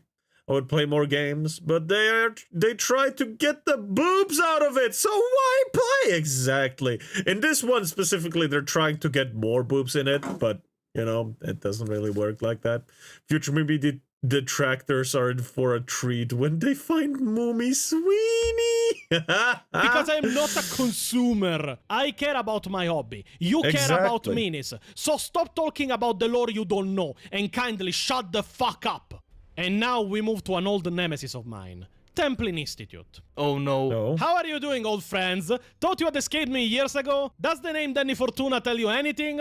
Time for a reckoning. I will not spend much time on Templin, because really there is no need to do so. The guy is a clown and a coward in the best of days. We have watched 2 videos of his for Lord Destroyers, but as many people know, I have a past with Templin Institute from the time it announced on Twitter that it was producing the now infamous Female Space Marines video. What about the Templin Institute? I have passed with the Templin Institute, and what I can say is that the channel itself is just a repeat of the wiki of 40k with all mistakes of the wiki left in it, to the levels of One Mind Syndicate, and especially the owner and host is a full-blown hypocrite. In his video about how female marines are possible, he says himself, as a lore channel, that lore doesn't matter, other than his full-blown arrogance in the video itself, where he calls whoever doesn't agree with him mindless automatons and bigots, while in the same breath asking for the debate to remain civil. The other channels I don't like personally because they get the lore wrong. I don't like Templin personally because he is at the same time as arrogant as he is a coward. As he backed down from his own challenge that he launched on Twitter about how he will destroy anybody that disagree with him about the fact that female Astartes can exist using lore. And when I myself, more than a year before this channel was created, stepped up to the challenge, he immediately backed out, because he didn't like the terms of the challenge itself, and then excused it with, I won't give a platform to a complete nobody. You really dislike him more than other people. Templin Institute is literally a channel of wiki reading with above average levels of editing. We watched this video on the Emperor of Mankind, and it was honestly laughable. It was literally little more... I'll go and listen to Viva Tirado by Fifth Dimension. Let's Stay Together by All Green.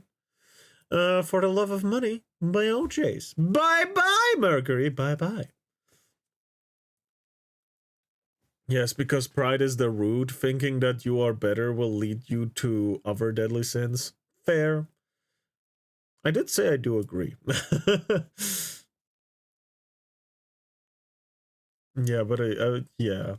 Than the information contained on the wiki repeated in the video itself. We made true research into the Emperor of Mankind. You can watch our video on it to know what true research into a topic looks like. The video even failed to acknowledge the place of birth of the Emperor, ancient Anatolia, which is the current day territory of Turkey. In fact, that clip even ended in the Lord Destroyer's best-of released before this video. According to ancient texts, the being that would become the Emperor was born some 50,000 years ago in a long-forgotten region of Terra. Turkey. It's not forgotten. It's forgotten in 40k, maybe. But... Long forgot. I'm sorry, Turkish fans. Turkey didn't survive in 40k. We forgot about you. And let's not even speak of his video on female space marines. The entire video is literally, if we ignore everything that says I am wrong, I am actually correct. He spends the video lying about the lore, because it is filled up with lies. Making up scenarios that were never real, like the Emperor in the progressive time of the Great Crusade making female space marines. Today, if any still remain within the chapters, they are a rarity.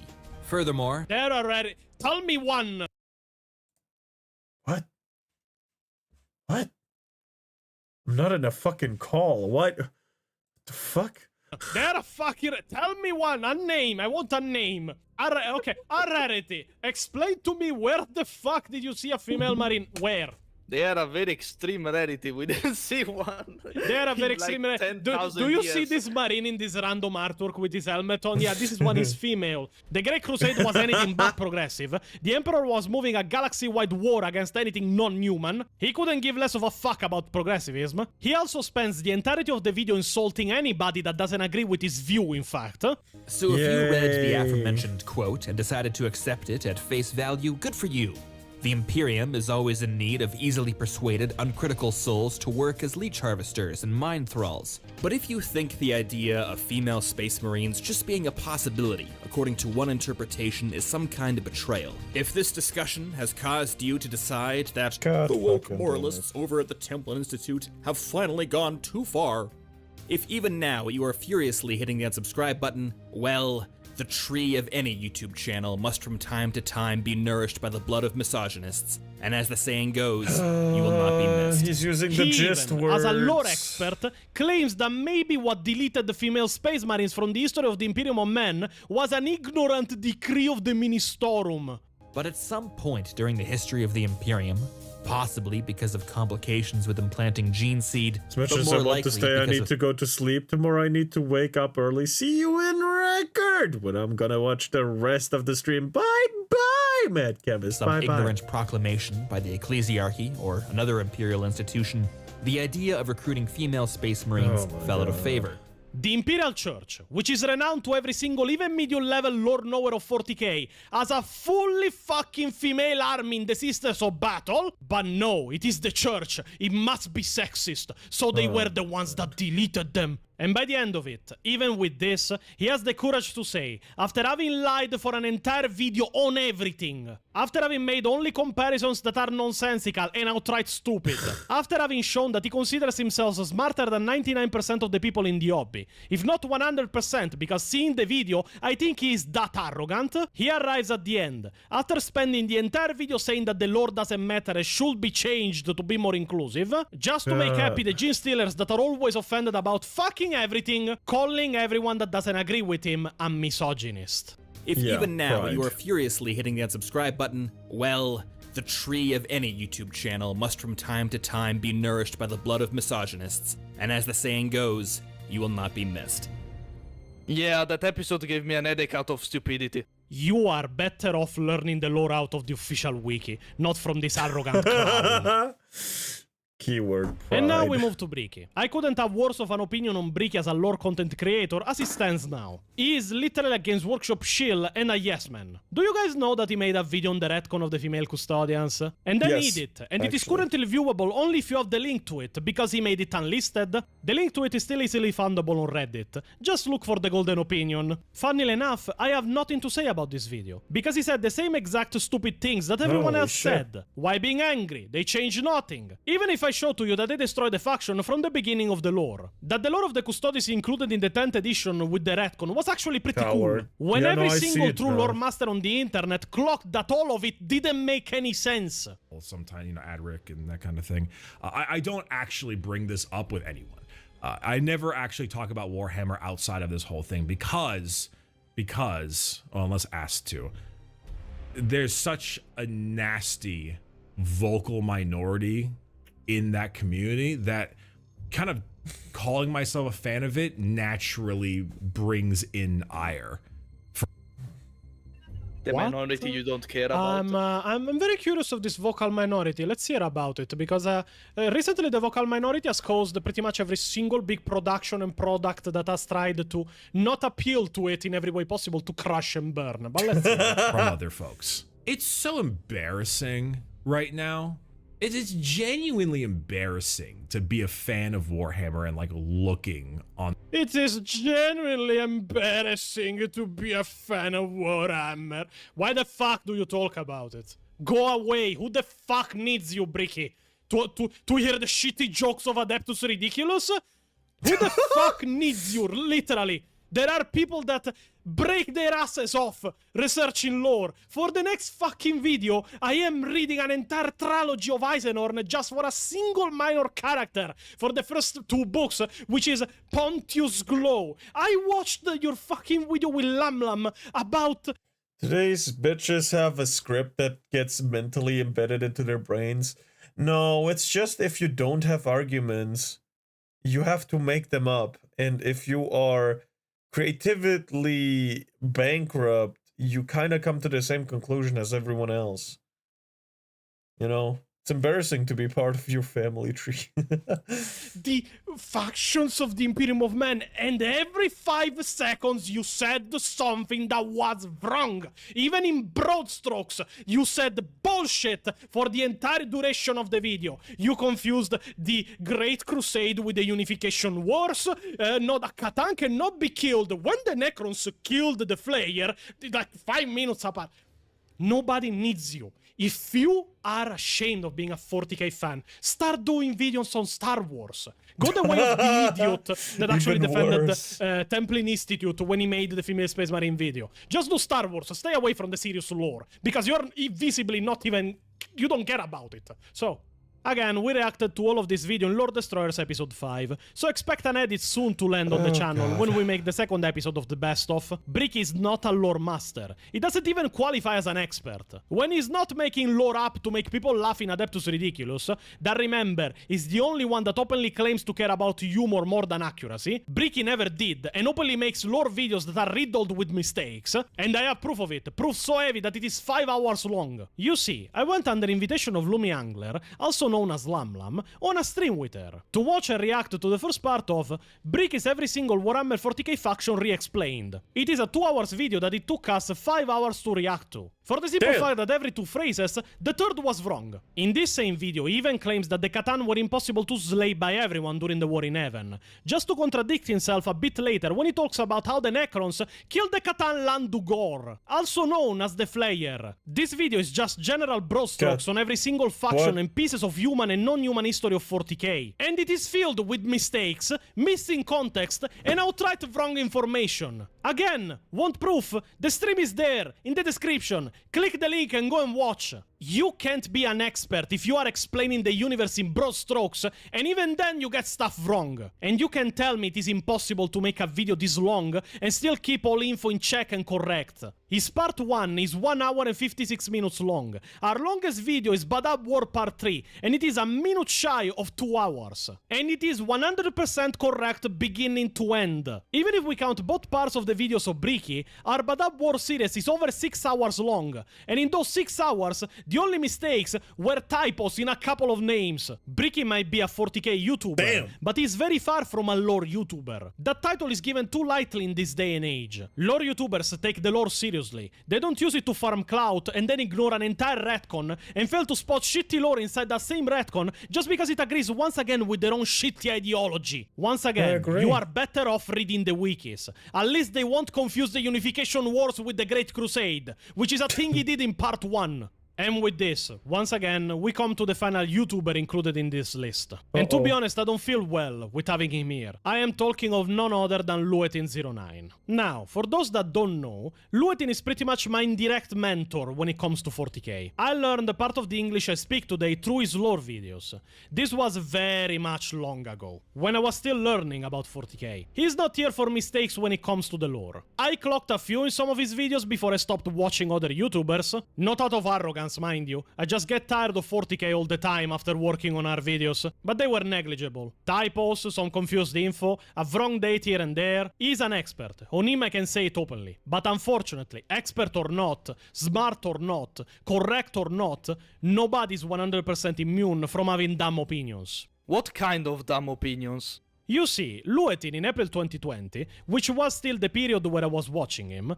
released a video called Canon and Retcon are not a thing in 40k. Pretty much the entire video is spent on saying that the lore has and will change often, that there is no confirmed canon, that canon by itself doesn't exist in 40k, but I hope that I don't need to specify how dumb of an opinion this is when it comes to a universe following a prescribed narrative. And that has spent more than a decade building up series of books like the Horus Heresy. You want to tell me that you, you, a lore channel, believe that a universe that follows a canon for various events that have happened in the past and that will happen in the future has no canon, Luetin? Then I must ask two questions. One, you guys already know. If there is no canon, what the fuck are the books of 40k about? Is this official material or just overpriced fan fiction by this point? Do I need to read this to be a 40k lore expert? Or they are just useless stuff and I can make up in my mind what I want and say that it is canon because 40k has zero canon? But more importantly, Luetin, explain to me, if there is no canon, what the fuck is all this? You are telling me that you, a lore YouTuber, somebody that I was fond of and that was my initiation to the universe, has spent so much time researching, narrating, editing and publishing these many lore videos without even believing what you yourself were saying in them? How should I take them seriously, knowing that you think that there is no canon? And yet you make videos following the canon lore of 40k. This is fucking tragic. Look at yourself. And if this was the only problem, I could just discount it as the stupid opinion held by an expert. But in episode 14 of Lore Destroyers, we watched his latest video about the Terminus Decree retcon in the lore. I am not joking with you. The entire video is an over an hour long cope session to try and justify lore that makes no sense. Luetin knows of Basilio Fo and the Terminus Sanction. He says so himself in this video. And yet at one point, he even tried to justify this retcon with the unreliable narrator excuse for a codex. Codexes don't have in-universe narrators. Trust me, I know. I studied them religiously for all of our videos.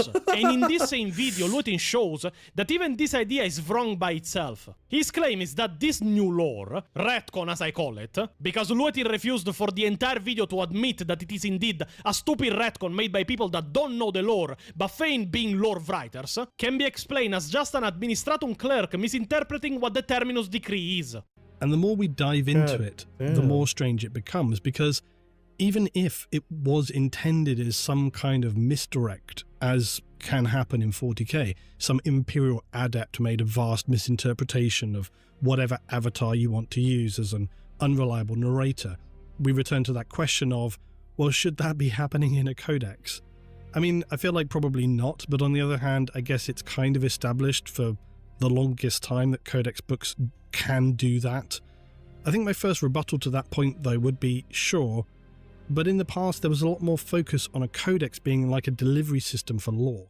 That is 100% impossible. The Terminus Decree is a secret order given to the Grey Knights to be kept in custody in case the Imperium was ever on the point of falling and being destroyed. It is pretty much a secret last resort. This secret last resort is not known in the general Imperium of Men, let alone in the Administratum. In fact, canonically, before the stupid retcon, nobody knew what was written on it. Because the only person that knows that it exists and knows how to access it, and that can call for the Terminus Decree order to be put into effect, is Kaldor Drago, the current Supreme Grandmaster of the Grey Knights. But pay attention, he knows it exists.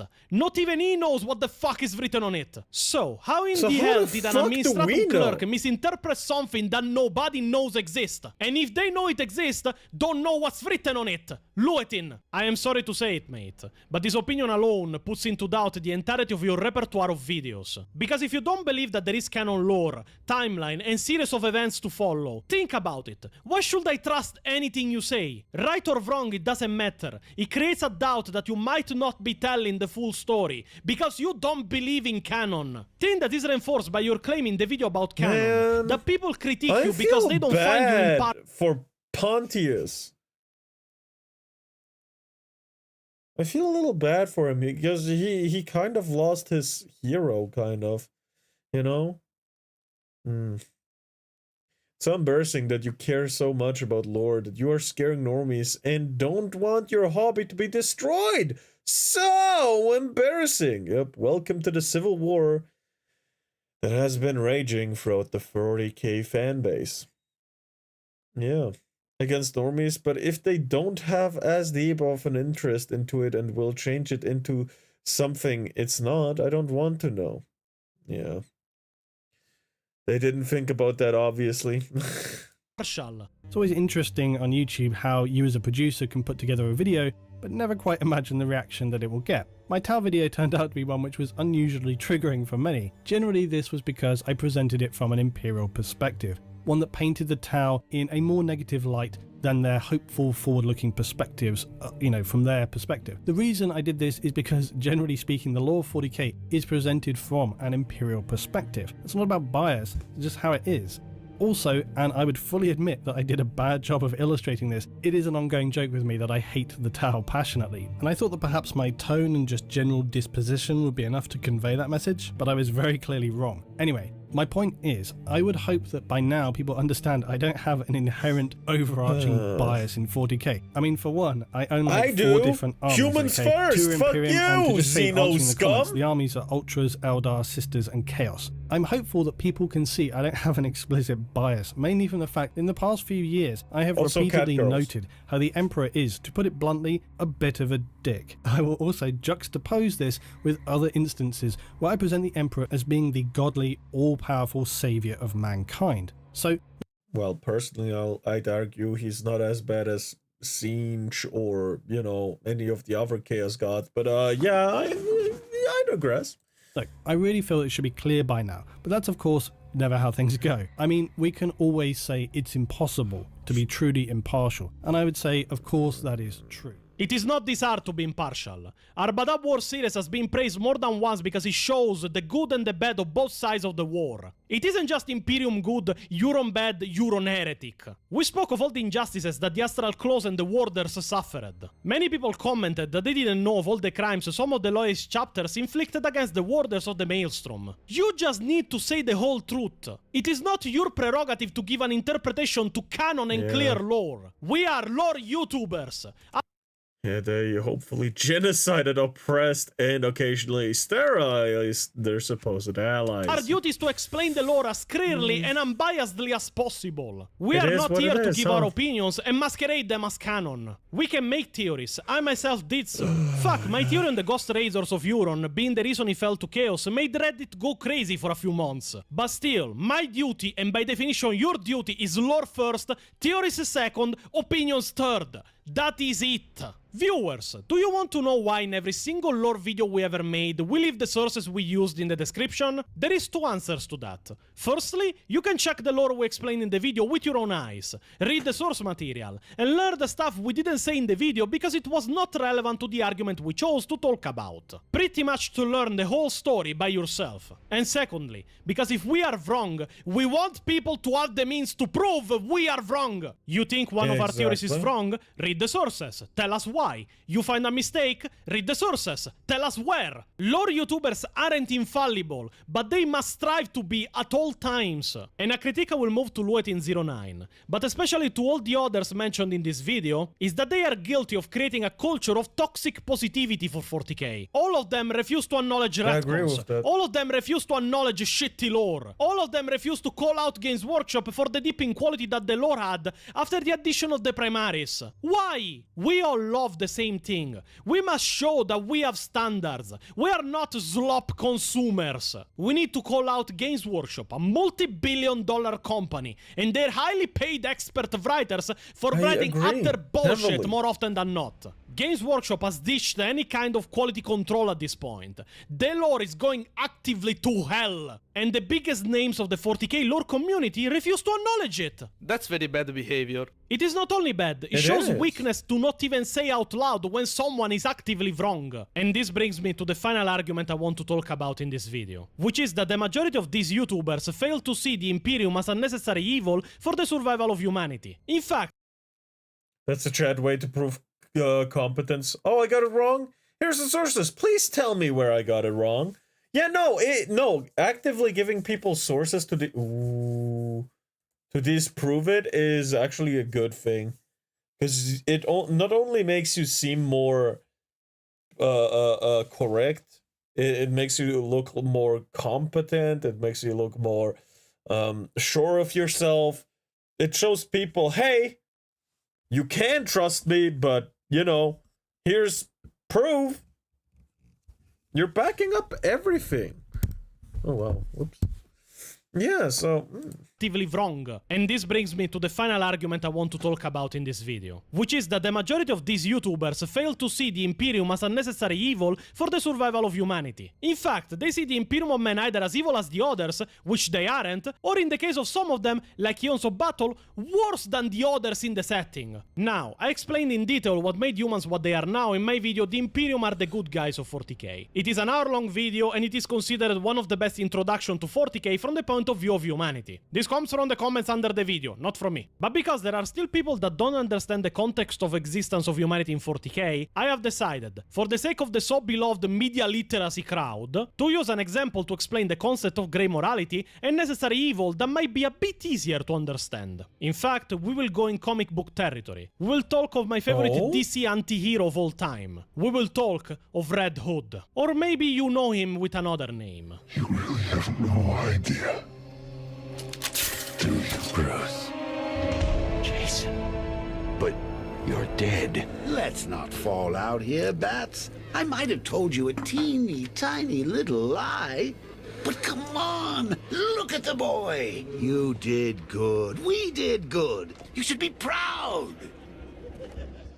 Now, before delving into the story of Jason Todd, also known as Robin and then Red Hood, we will need to make a little distinction between the Jason Todd presented in the Arkham Knight video game and the Jason Todd of the comic books. Because they not only have different histories, but they also have different motivations. In fact, technically the Jason Todd of the video game is not the canon version. In the comic books, Jason didn't survive his imprisonment by Joker. He was killed, 100% dead. He was later brought back using the Lazarus Pit and came back to life. And adopted the identity of Red Hood, to have his vengeance on both Joker and also Batman. But his vengeance against Batman differs between the video game and the comic books. In the video game, Jason wants to kill Batman because he failed to save him from the clutches of Joker. Keep in mind that Joker in this game is dead. What we see through the game is an hallucination by Bruce. What's the matter? Lost for words? I expected more. I'm hurt. Joker sent me the film. I saw him kill you. Don't you dare lie to me! How long did you wait before replacing me, huh? A month? A week? Damn. I trusted you!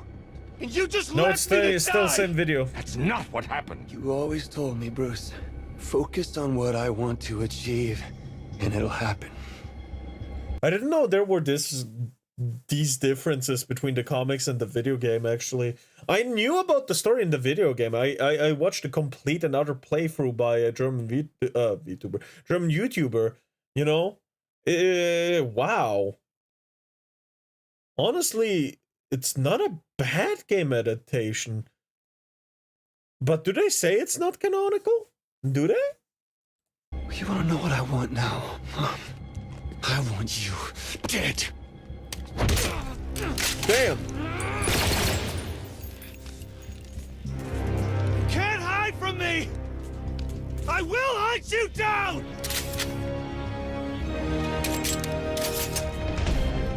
But in the original story and in the comic books, Jason was not angry at Bruce for failing to save him. He was angry that he didn't kill the Joker after the Joker killed him.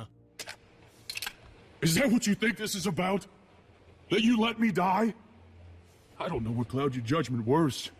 Your Video guilt or your and audio antiquated... altered because of YouTube copyright system, uncensored, available on Patreon. God damn it, YouTube! sense of morality. Bruce, I forgive you for not saving me. But why? Why on God's earth?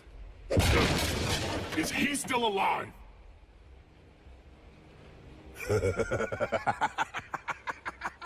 Damn. Jason wants vengeance against the Joker for what he did, and he wants Batman to acknowledge that his code of morality is not only wrong, but it is actively ending more lives than if he just dealt with the Joker once and... Which is true. Bruce probably has more blood on his hands than, you know, any single villain he's ever fought on their, you know, on their own. Just by letting them live. That's why I like the absolute Batman. He kinda, you know, cut open Bane's back. Jason makes a good point, honestly. No, Batman is extremely hypocritical. He says, I don't kill anyone. His analogy of, if you kill a killer, there will be the same amount of killers in the world is stupid, because if you kill a second killer, there's one less. Just like it's impossible to save everyone, just like it's impossible to make everyone happy. Yeah, but kill the fucking villain if they're irredeemable, right? Depending on the iteration, Kingpin ain't all that bad, right? Depending on the iteration, Kingpin pays his people, forgives them if they fail once or twice. You know, it's fucking Batman. What do you want to? What do you expect? For a mob boss, pretty okay. The Joker, not so much. Yes, and if you kill 2 killers, there is 1 less killer. Exactly, that's what I just said. For all. Ignoring what he's done in the past. Blindly, stupidly disregarding the entire graveyards he's filled, the thousands who have suffered, the friends he's crippled. You know, I thought I'd be the last person you'd ever let him hurt. If it had been you that he'd beat to a bloody pulp, if he had taken you from this world, I would have done nothing but search the planet for this pathetic pile of evil death-worshipping garbage and send him off to hell. Jason is a grey morality character that is so well written that the writers of his comic books need to go out of their way to not make you agree with him. Because when you think about it, he is right. The code of morality of Bruce Wayne is not only actively not working, as he keeps arresting the Joker, sending him in prison, only for him to escape and kill more people, but that it has turned from a code of morality to active stupidity. This guy has killed thousands, maimed even more. He has paralyzed Batgirl, also known as Barbara Gordon, also known now as Oracle, the main helper of Batman from her own base. And you want to know how this all ends in some of the DC timelines? With Batman acknowledging that the blood of all the people Joker killed is also on his own hands. No more.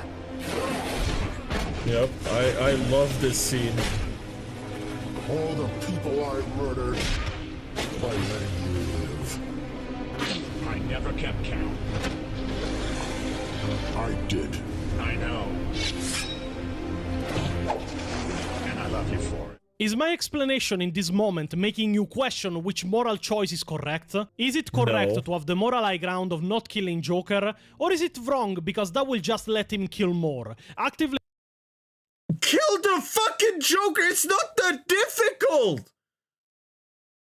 In multiple iterations, Batman killed the Joker. When...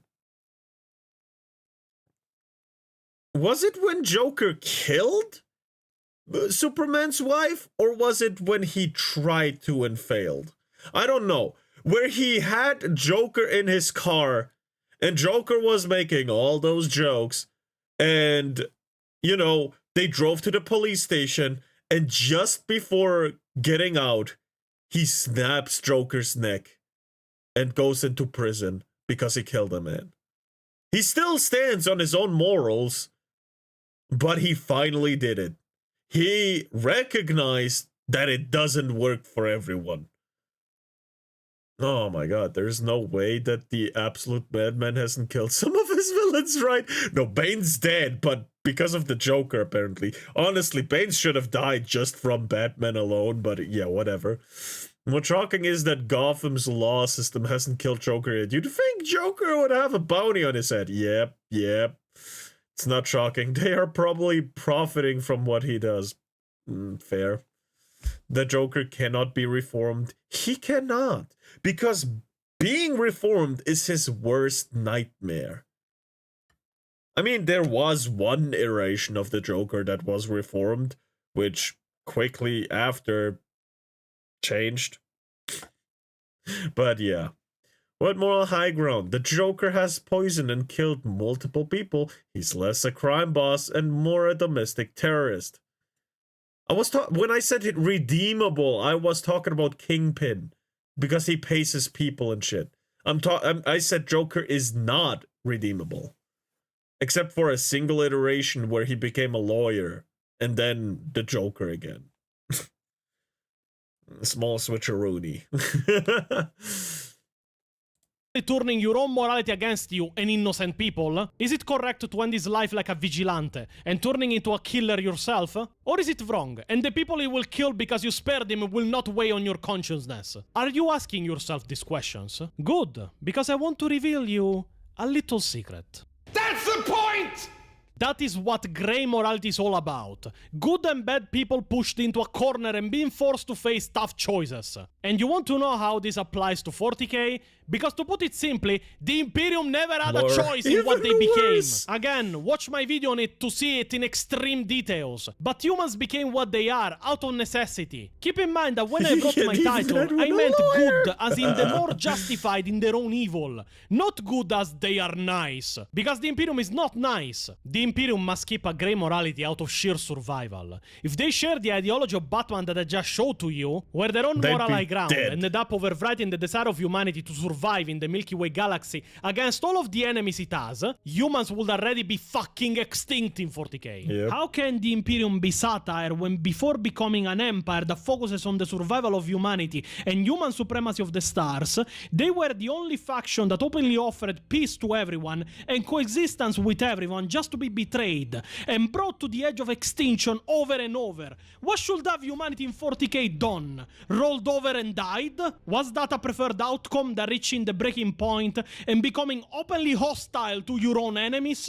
At that point, you have to ask yourself a question. Are you really the bad guy of a situation if everything you have to do is done by sheer will to survive? Humans in 40k are not the bad guys. They are as good as the galaxy will ever let them be. That doesn't make them the evil faction. It makes them a faction focusing on survival above everything. Their morality can't reconcile with what we classify as good and evil. Because in the grim darkness of the far future, good and evil are gone. There is surviving and there is dying. To use a quote I read some time ago for the Imperium of Men, people judge us on the decisions we make, but they don't know the options we had. Everyone saying the Imperium is evil has zero understanding of the context in which the Imperium exists, and by definition, doesn't understand the lore. So, fuck off with the opinions of the Imperium being the bad guys, the Imperium being— I learned quite a bit just from this. Wow. Fascists. The Imperium could be nicer if the humans were nicer and all the bullshit coming from people that don't bother to learn the history of humanity and the galaxy. In a war for survival, the only real sin is losing. Wow. I gotta admit, this is pretty good.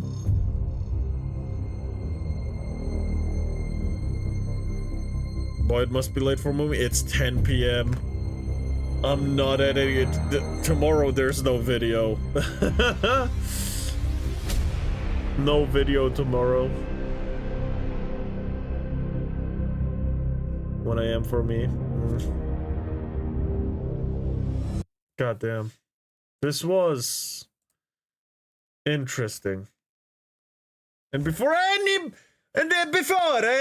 mentions the retcon in the 9th edition of the Custodes Codex that says the custodians might recruit children from outside noble families and even Terra if they get impressed by the while traveling around the galaxy.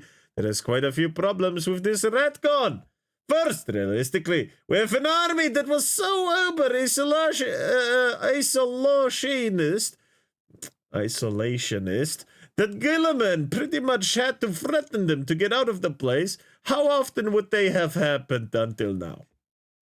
Even now, I won't explain in detail how custodians would be impressed by a possible aspirant when they recruit all toddlers and young children. What do planets have? Gladiatory ball pits? No? Custodians don't pay the ticket? Even if they did find impressive toddler to bring back to make into custodian with a rate of mortality of almost 100%, how many would even become custodians?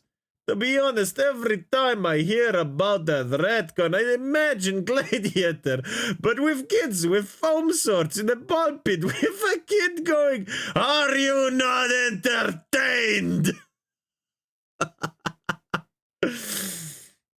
That is why the retcon is ignored. At best, it is inconsequential. At worst, it is utter nonsense. Edit. Also, I was made to notice that I misremembered the scene where a woman sees a marine showing and sees his equipment. Even if I do remember a similar scene in the Heresy, I will check. The scene isn't in Horus Rising, but in Emperor's Gift. Unfortunately, I read a lot of material and stuff fuses together sometimes. So yeah, correct, Laura. Just said the wrong source. Wow. Some of the now extinct rejuvenation treatment even used alien DNA and genetic material, as explained in the book. The great work, so yeah. Needed here exactly. I did a pretty decent accent, didn't I? It wasn't a bad copy, was it? Damn, he did answer a lot of stuff, didn't he? Damn. Yeah.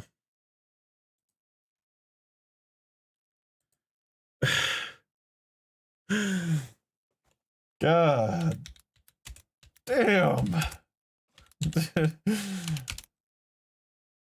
This was a lot to get through.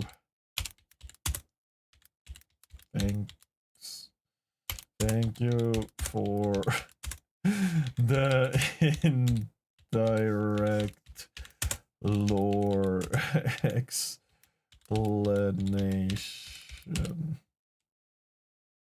Damn, I can barely see what I'm writing.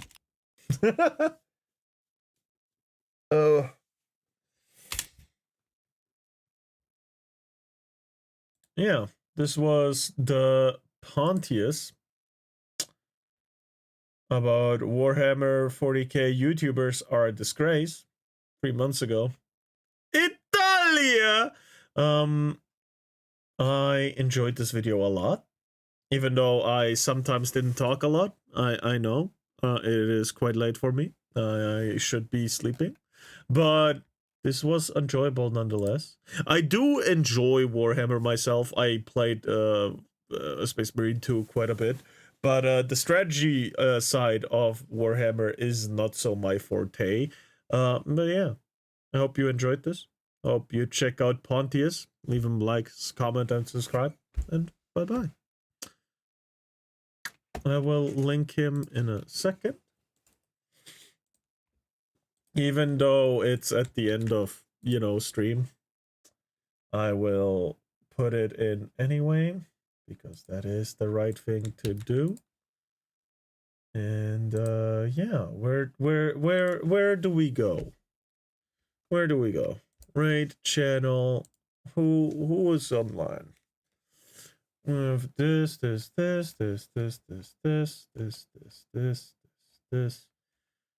All right.